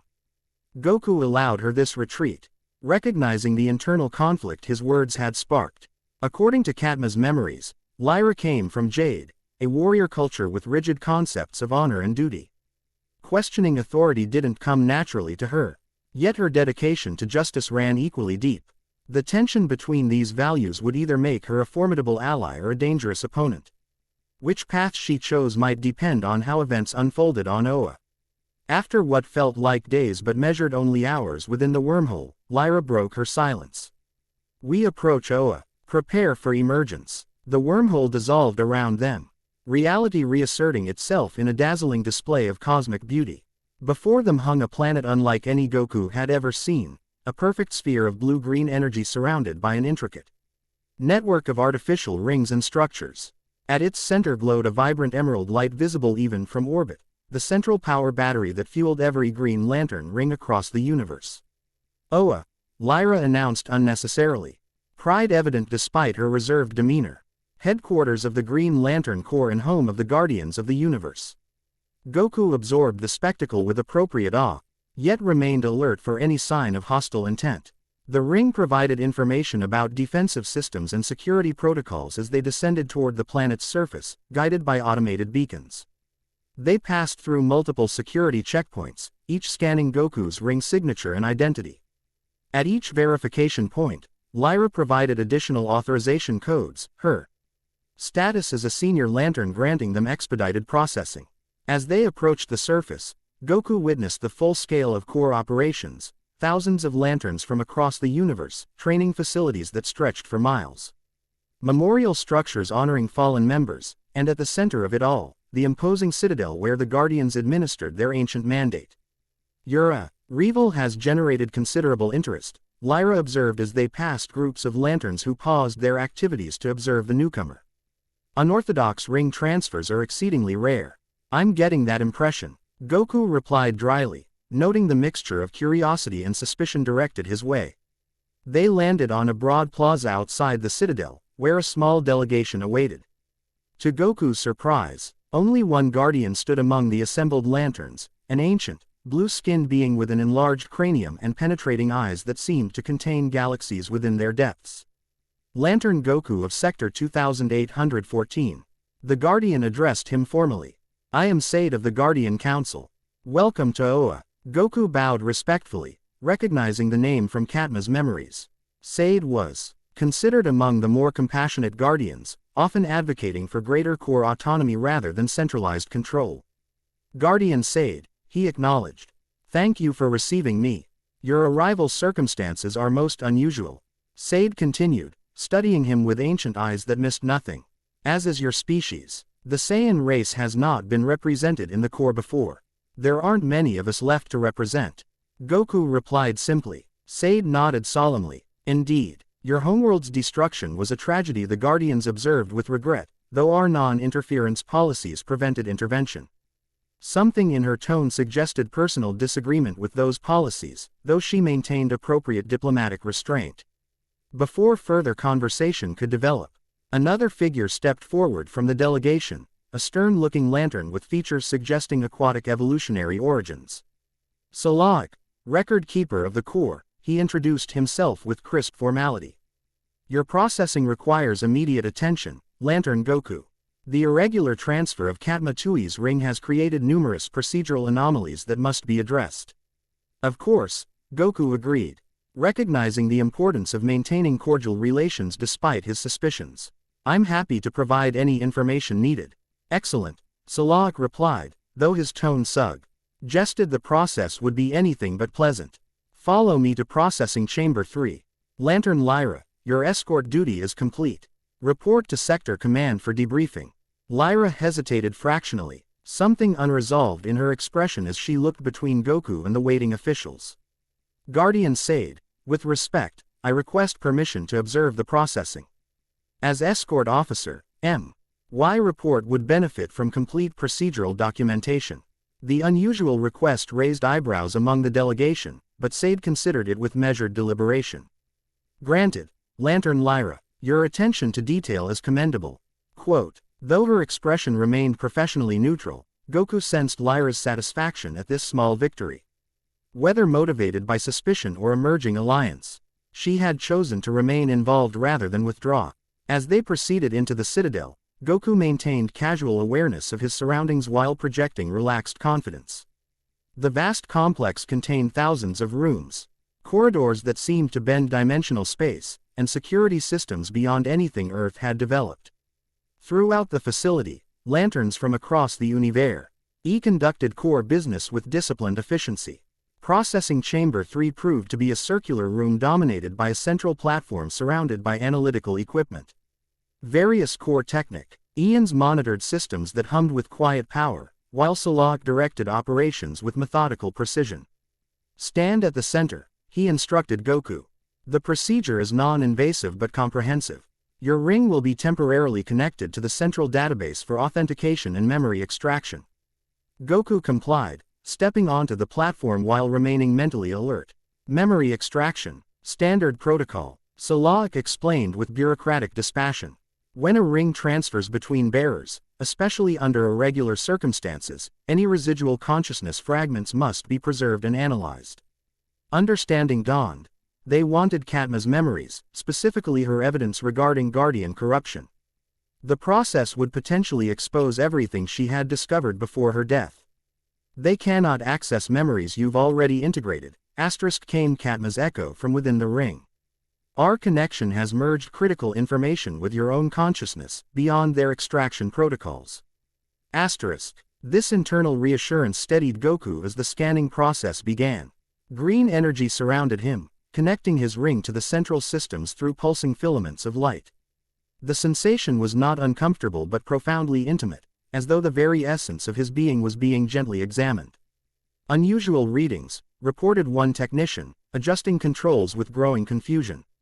The ring energy has merged with the bearer's natural life force in unprecedented ways. Compensate and continue, Salak directed, his own interest visibly piqued despite his professional demeanor. For nearly an hour, the scans continued, growing increasingly complex as standard protocols failed to yield expected results. Throughout the process, Lyra observed from the periphery, her expression unreadable but her attention unwavering. Finally, Salak approached the platform, frustration evident despite his disciplined control. The standard extraction has failed. The ring's memory matrix has been fundamentally altered by integration with your unique energy signature. Goku maintained an expression of innocent confusion. Is that a problem? It is unprecedented, Salak clarified, clearly uncomfortable with anything outside established parameters. Guardian Sade must be consulted before we proceed further. As if summoned by her name, Sad entered the chamber, accompanied by 2 additional guardians. Goku recognized them immediately from Katma's memories.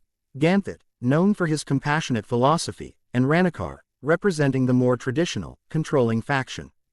Difficulties, Salak? Ganthet inquired, his gentle voice belying the power he represented.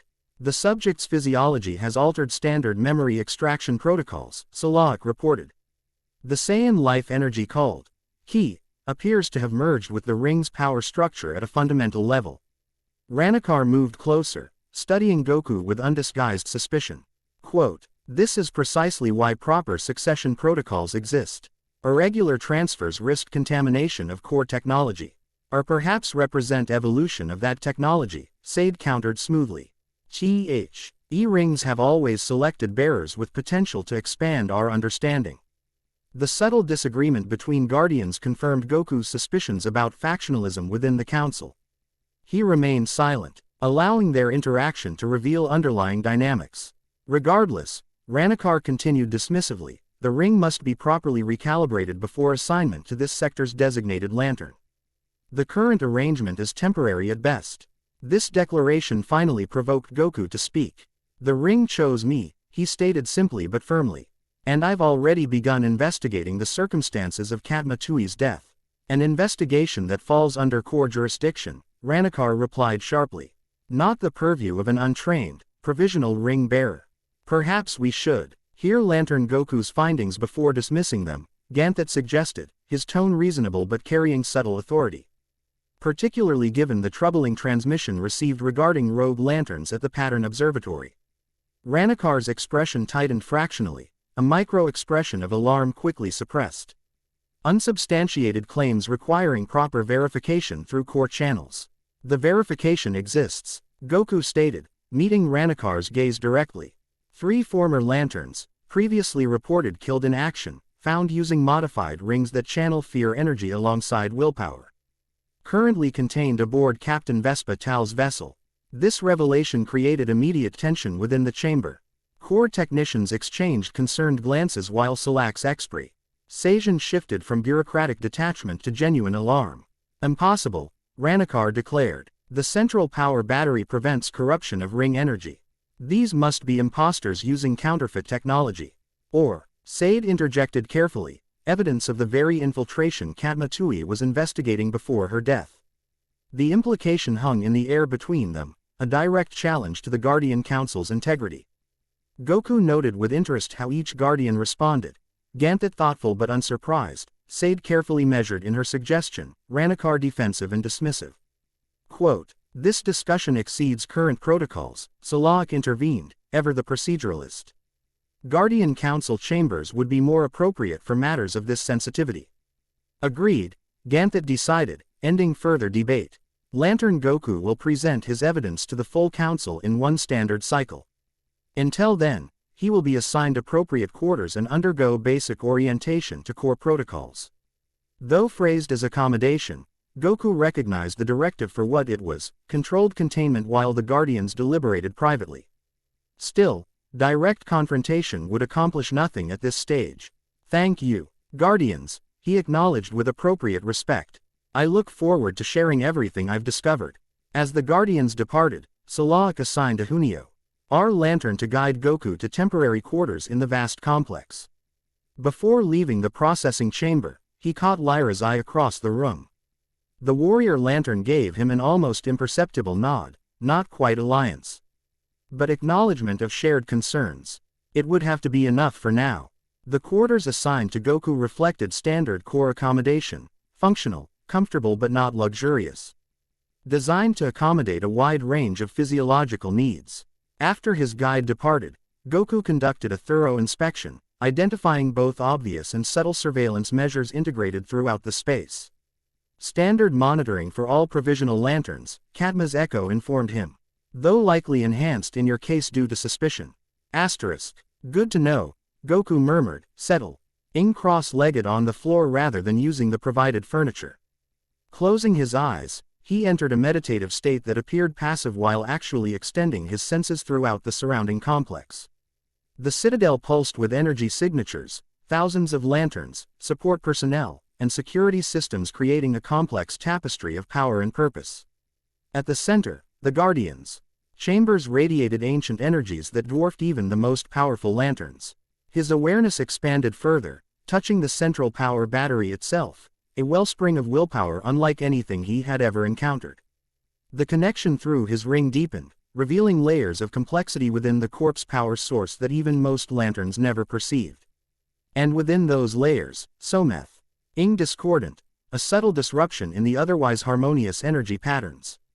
Not corruption exactly, but manipulation, delicate alterations to the battery's output that would be imperceptible to any one not simultaneously sensitive to both key and spectrum energy. Goku's meditation was interrupted by a decisive knock at his quarters entrance.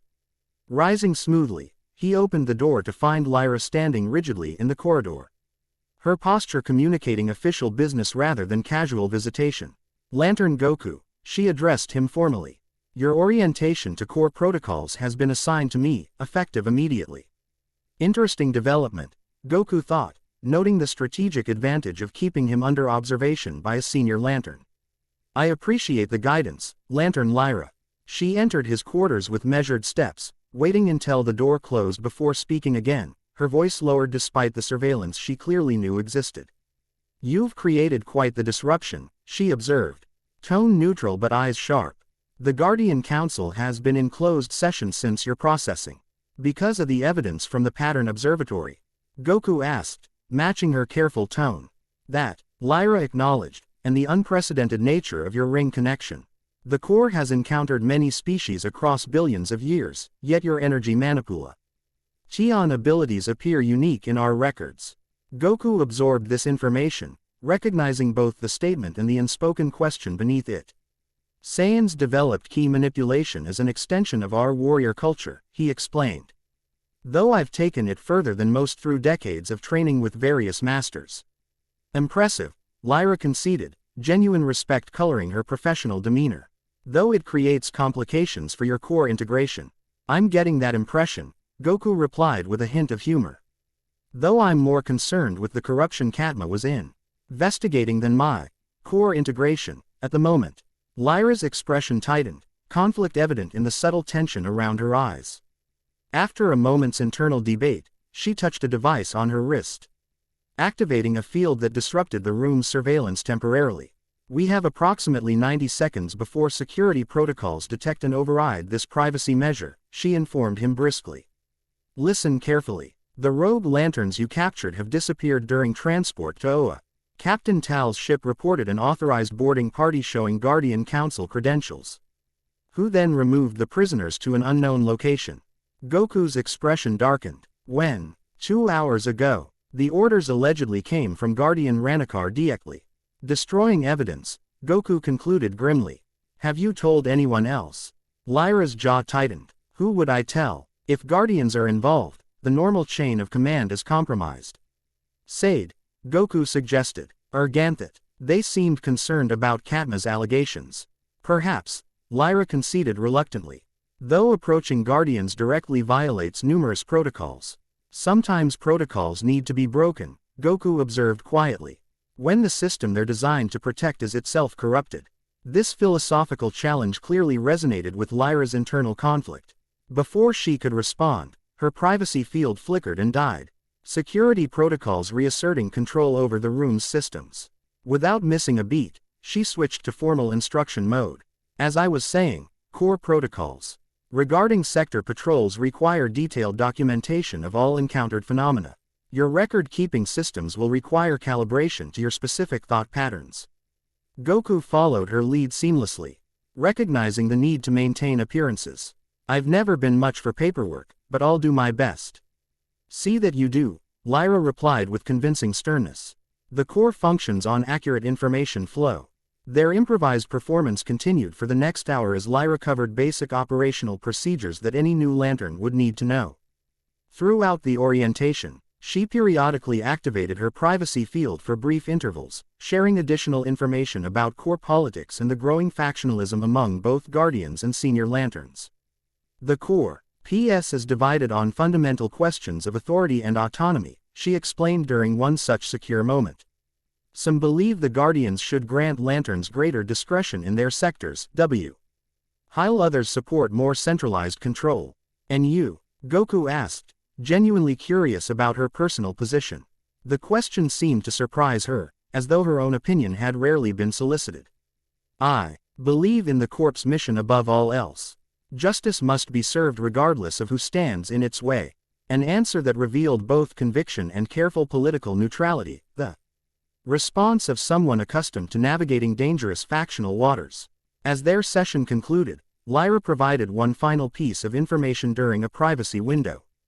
There's something you should know before meeting the full council. The Archives Division reported unusual activity yesterday, someone accessing ancient prophecies regarding the emotional spectrum. Prophecies, Goku repeated, unfamiliar with this aspect of core history. The Guardians have existed for billions of years, Lyra explained quickly. Throughout that time, various seers and oracles have presented visions regarding the Corp's future.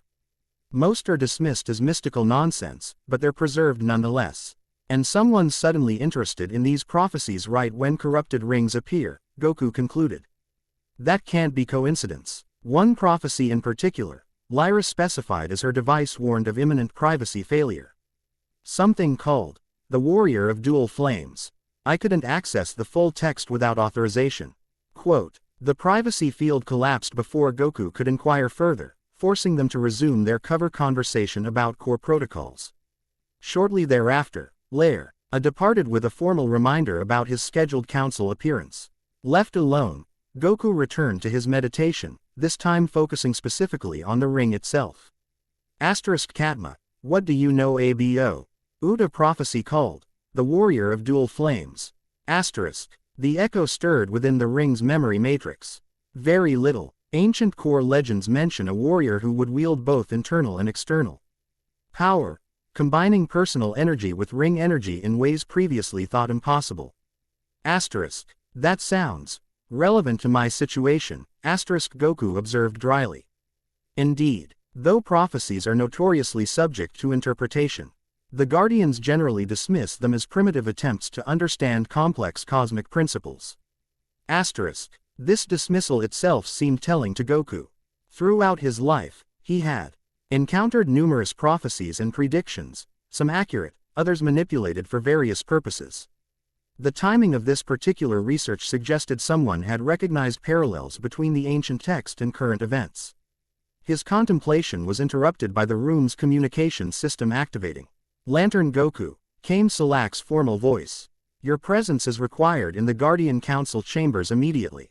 The full council has convened to address your evidence and status." "On my way," Goku acknowledged, rising smoothly from his meditation posture.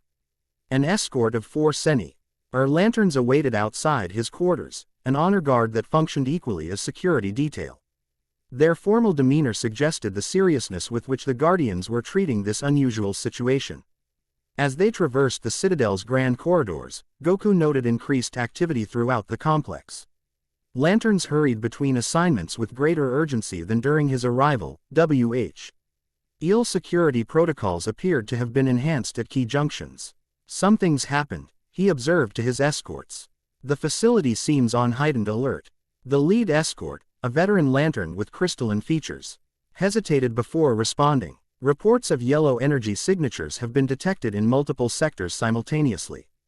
The core is responding accordingly." This RNING development suggested larger movements beyond OA itself, potentially connected to the corruption Katma had discovered. Before Goku could inquire further, they arrived at the imposing entrance to the Guardian Council chambers. Ancient doors carved from materials not found on any catalogued world swung open silently, revealing a circular chamber of breathtaking scale. 12 raised platforms rounded a central area where petitioners stood to address the council. Above, the domed ceiling displayed a real-time representation of the universe itself, countless galaxies swirling in majestic procession. Upon each platform stood a guardian, diminutive in physical stature yet radiating power that dwarfed even the mightiest lanterns. Their identical blue-skinned appearance and formal robes created an impression of unified authority. Though Goku sensed the underlying factional tensions Lyra had described, "Son Goku of Earth," intoned the guardian Ranakar, apparently serving as session leader. "You stand before the full council to present evidence regarding serious allegations against this body and the core it oversees." Goku stepped forward, maintaining respectful demeanor while rendering nothing in terms of personal dignity. "Guardians of Oa, I thank you for this opportunity. The evidence I bring was gathered initially by Katma Tui before her death, and subsequently expanded through investigation with Dr. Jai Accord and Captain Vespa Tall." At the mention of these names, subtle reactions rippled through the assembled Guardians: recognition, concern, in some cases clear disapproval. "Proceed," directed Sade, her tone more encouraging than Ranakar's formal coldness. With methodical precision, Goku presented the evidence gathered thus far: financial transactions linking Guardian accounts to criminal organizations, the pattern of attacks on research facilities studying the emotional spectrum, and finally the direct encounter with corrupted lanterns at the Pattern Observatory. Throughout his presentation, he observed the Guardians carefully, noting which points triggered strongest reactions from specific individuals. Ranakar showed particular discomfort during the financial evidence, while another Guardian named Palko visibly tensed at the mention of modified rings channeling fear energy. "These are troubling allegations," Ganthet acknowledged when Goku concluded, "though the evidence remains circumstantial regarding Guardian involvement specifically." "Preposterous accusations," declared Anther Guardian named Harappa, "based on incomplete information and the testimony of known criminals like this Vespa Tall. Yet the attack on the Pattern Observatory is confirmed," Sade pointed out reasonably, "as is the use of modified ring technology by individuals formerly identified as core members." Quote, "Technology that could be manufactured by any sufficiently advanced civilization," Ranakar countered, "without direct connection to OA or the central battery." The debate continued among the Guardians, revealing deep divisions within the council itself. Throughout the exchange, Goku remained silent, allowing their disagreements to illuminate the political landscape. Finally, Guardian Palko addressed him directly. "Lantern Goku, your unique connection to Katma Tui's ring presents both opportunity and concern. The memory extraction failed, suggesting critical information remains inaccessible to standard protocols." "I've shared everything I know," Goku replied carefully. "But the ring's connection to my key energy has created integration patterns. Your systems weren't designed to access. Convenient, Ranakar observed with thinly veiled suspicion. Are precisely why the ring selected him, countered Sade. The core has always evolved through unexpected adaptations. Ganthet raised a hand, silencing further debate. There is another matter to consider. The Archives Division reports unusual energy readings emanating from the Crypt of Prophecies.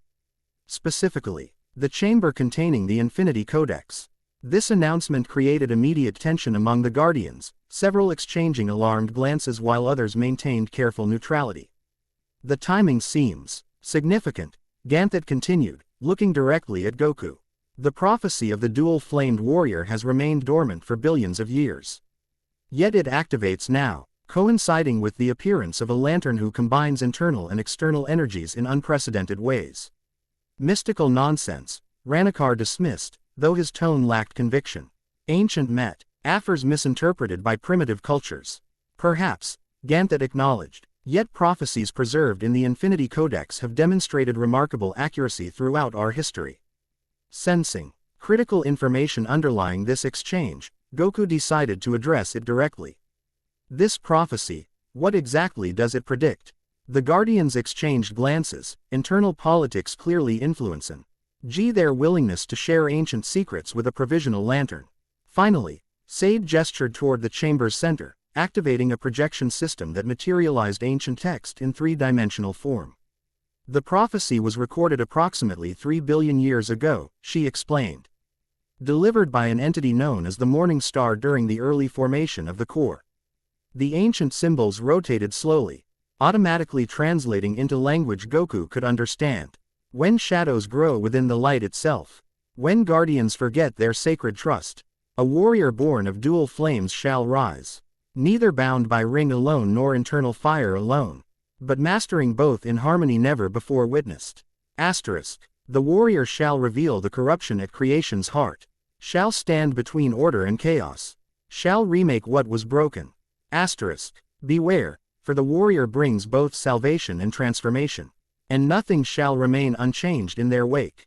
Asterisk. As the final words faded, silence enveloped the chamber. The Guardians regarded Goku with expressions ranging from suspicion to fascination to what appeared almost like fear. You understand our interest, Ganthet stated finally. A warrior wielding both internal energy and ring power, appearing precisely when evidence of corruption within our ranks emerges. I'm not much for prophecies, Goku replied honestly. I believe in making our own destinies through choice and action. A commendable philosophy, Sade acknowledged. Yet the coincidence remains striking. Before further discussion could develop, alarms blared throughout the citadel. Emergency protocols activated instantly, security systems engaging throughout the complex as communication channels erupted with urgent reports. Breach detected, announced a voice over the facility-wide system. Central battery chamber security compromised. All lanterns to defensive positions. The council chamber exploded into activity. Guardians rising from their platforms as they accessed information through direct connection to OA's systems. Horror spread across several faces as the situation clarified. Impossible, whispered Ranakar, his earlier arrogance shattered by genuine shock. Multiple corrupted lanterns have penetrated central battery defenses, Ganthet informed Goku, crisis overriding normal protocol restrictions. They're attempting to introduce yellow energy directly into the power source. The implications struck Goku instantly. If the central battery were contaminated with fear energy, every ring throughout the universe would be affected simultaneously. Thousands of lanterns suddenly vulnerable, trillions of beings left unprotected. Without waiting for authorization, Goku activated his ring, creating a communication link to Lyra. Central battery under attack, corrupted lanterns with yellow energy weapons. Location, en route now. Came her immediate response, professional training overriding any hesitation. Eastern approach, level 7, security failing systematically. Meet you there, Goku confirmed, turning to the Guardians. I can reach the battery chamber instantly through instant transmission. Authorized direct intervention. The Guardians hesitated briefly, ingrained protocols conflicting with crisis reality. Finally, Ganthet nodded sharply. Granted, but understand, if the battery is corrupted, every ring including yours will be compromised. Not mine, Goku replied with quiet certainty. Not completely. Before they could question this assertion, he focused on the energy signature of the central battery, the cosmic wellspring he had sensed during his meditation. Space folded around him as instant transmission activated, depositing him directly within the most sacred chamber on Oa. The scene that greeted him confirmed worst fears. 5 corrupted lanterns surrounded the massive green structure that housed the central battery, each projecting streams of yellow energy that penetrated the battery's protective fields.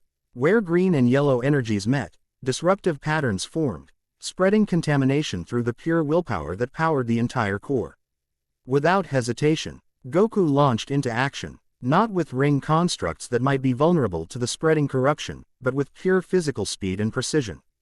Moving faster than most beings could perceive, he disrupted the nearest corrupted lantern's attack with a strike that separated them from their modified ring.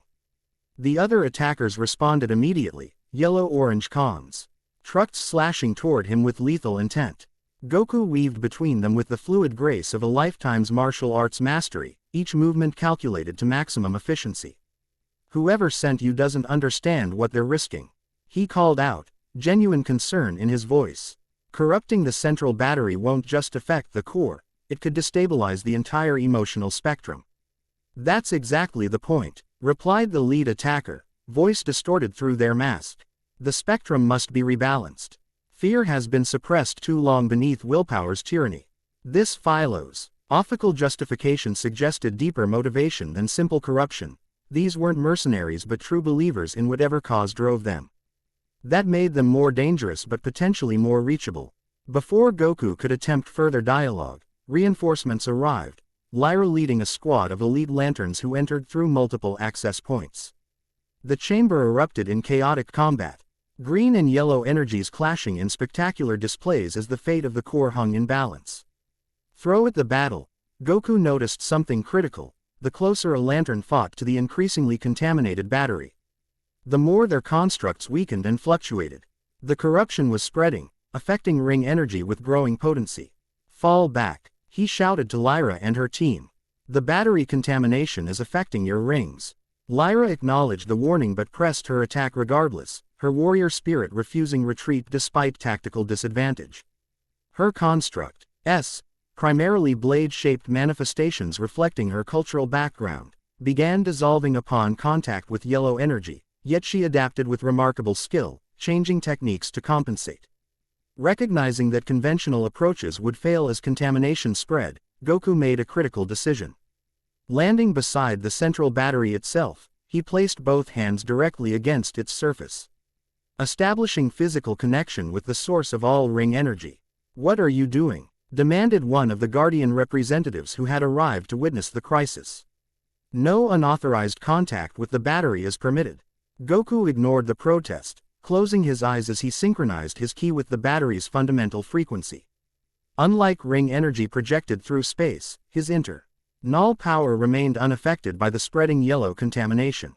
"Everyone clear the immediate area," he instructed, voice carrying absolute authority born of certainty rather than rank. "I'm going to purge the contamination, but it will release significant energy." Lyra understood immediately, ordering her team to establish a perimeter while continuing to engage the corrupted lanterns from safer distance. The Guardians present hesitated, clearly torn between protocol and desperate necessity. "Trust me," Goku stated simply, meeting their ancient eyes with unwavering conviction. Something in his expression, perhaps the echo of prophecy, perhaps simple recognition of his unshakable determination, convinced them. With reluctant nods, they withdrew to the chamber's periphery. Alone at the battery's surface, Goku drew deeply on decades of ki manipulation experience. The technique required wasn't entirely unlike spirit bomb methodology, not gathering energy from external sources, but rather harmonizing discordant frequencies into coherent whole. Green willpower and yellow fear, opposing forces on the emotional spectrum, yet fundamentally connected. Rather than trying to eliminate the fear energy directly, Goku worked to integrate it, allowing its expression while transmuting its corrupting influence. Power built around him, visible as swirling currents of green and gold that spun increasingly faster. The chamber's gravity fluctuated as fundamental forces responded to his manipulation, reality itself bending slightly around the focused intention of a being who had transcended Dead normal limitations countless times before. At the critical moment, when containment became impossible, Goku released the accumulated energy in a controlled pulse that expanded outward through the central battery's entire structure. Where it passed, harmony followed, not elimination of the yellow energy, but its integration into balanced relationship with dominant green willpower. The corrupt lanterns staggered as their modified rings suddenly lost connection to whatever source had powered them, the yellow-orange energy flickering and dying. Simultaneously, core members felt their own rings stabilize, constructs solidifying as the battery's output normalized. As the energy wave dissipated, Goku remained connected to the battery, ensuring complete restoration. Through this direct link, he perceived something unexpected, a sentience within the battery itself, ancient and vast, observing him with what felt remarkably like curiosity. Ion, came Katma's echo, identifying the entity. The living embodiment of willpower. The heart of the central battery. This consciousness touched Goku's mind briefly, not with words but with concepts, impressions deeper than language. Recognition, acknowledgement, something approaching gratitude, then withdrawal, returning to its normal dormant state within the battery's core. As Goku finally stepped back, exhaustion washing over him from the immense effort. The chamber had fallen silent. Corrupted lanterns lay unconscious, their modified rings deactivated and harmless. Core members stood in stunned silence, witnessing something many had believed impossible. Lyra approached slowly, professional composure barely containing her astonishment. How did you do that? The battery contamination should have affected your ring like all others. I didn't use the ring. Goku explained, fatigue evident in his voice despite his attempt to stand straight.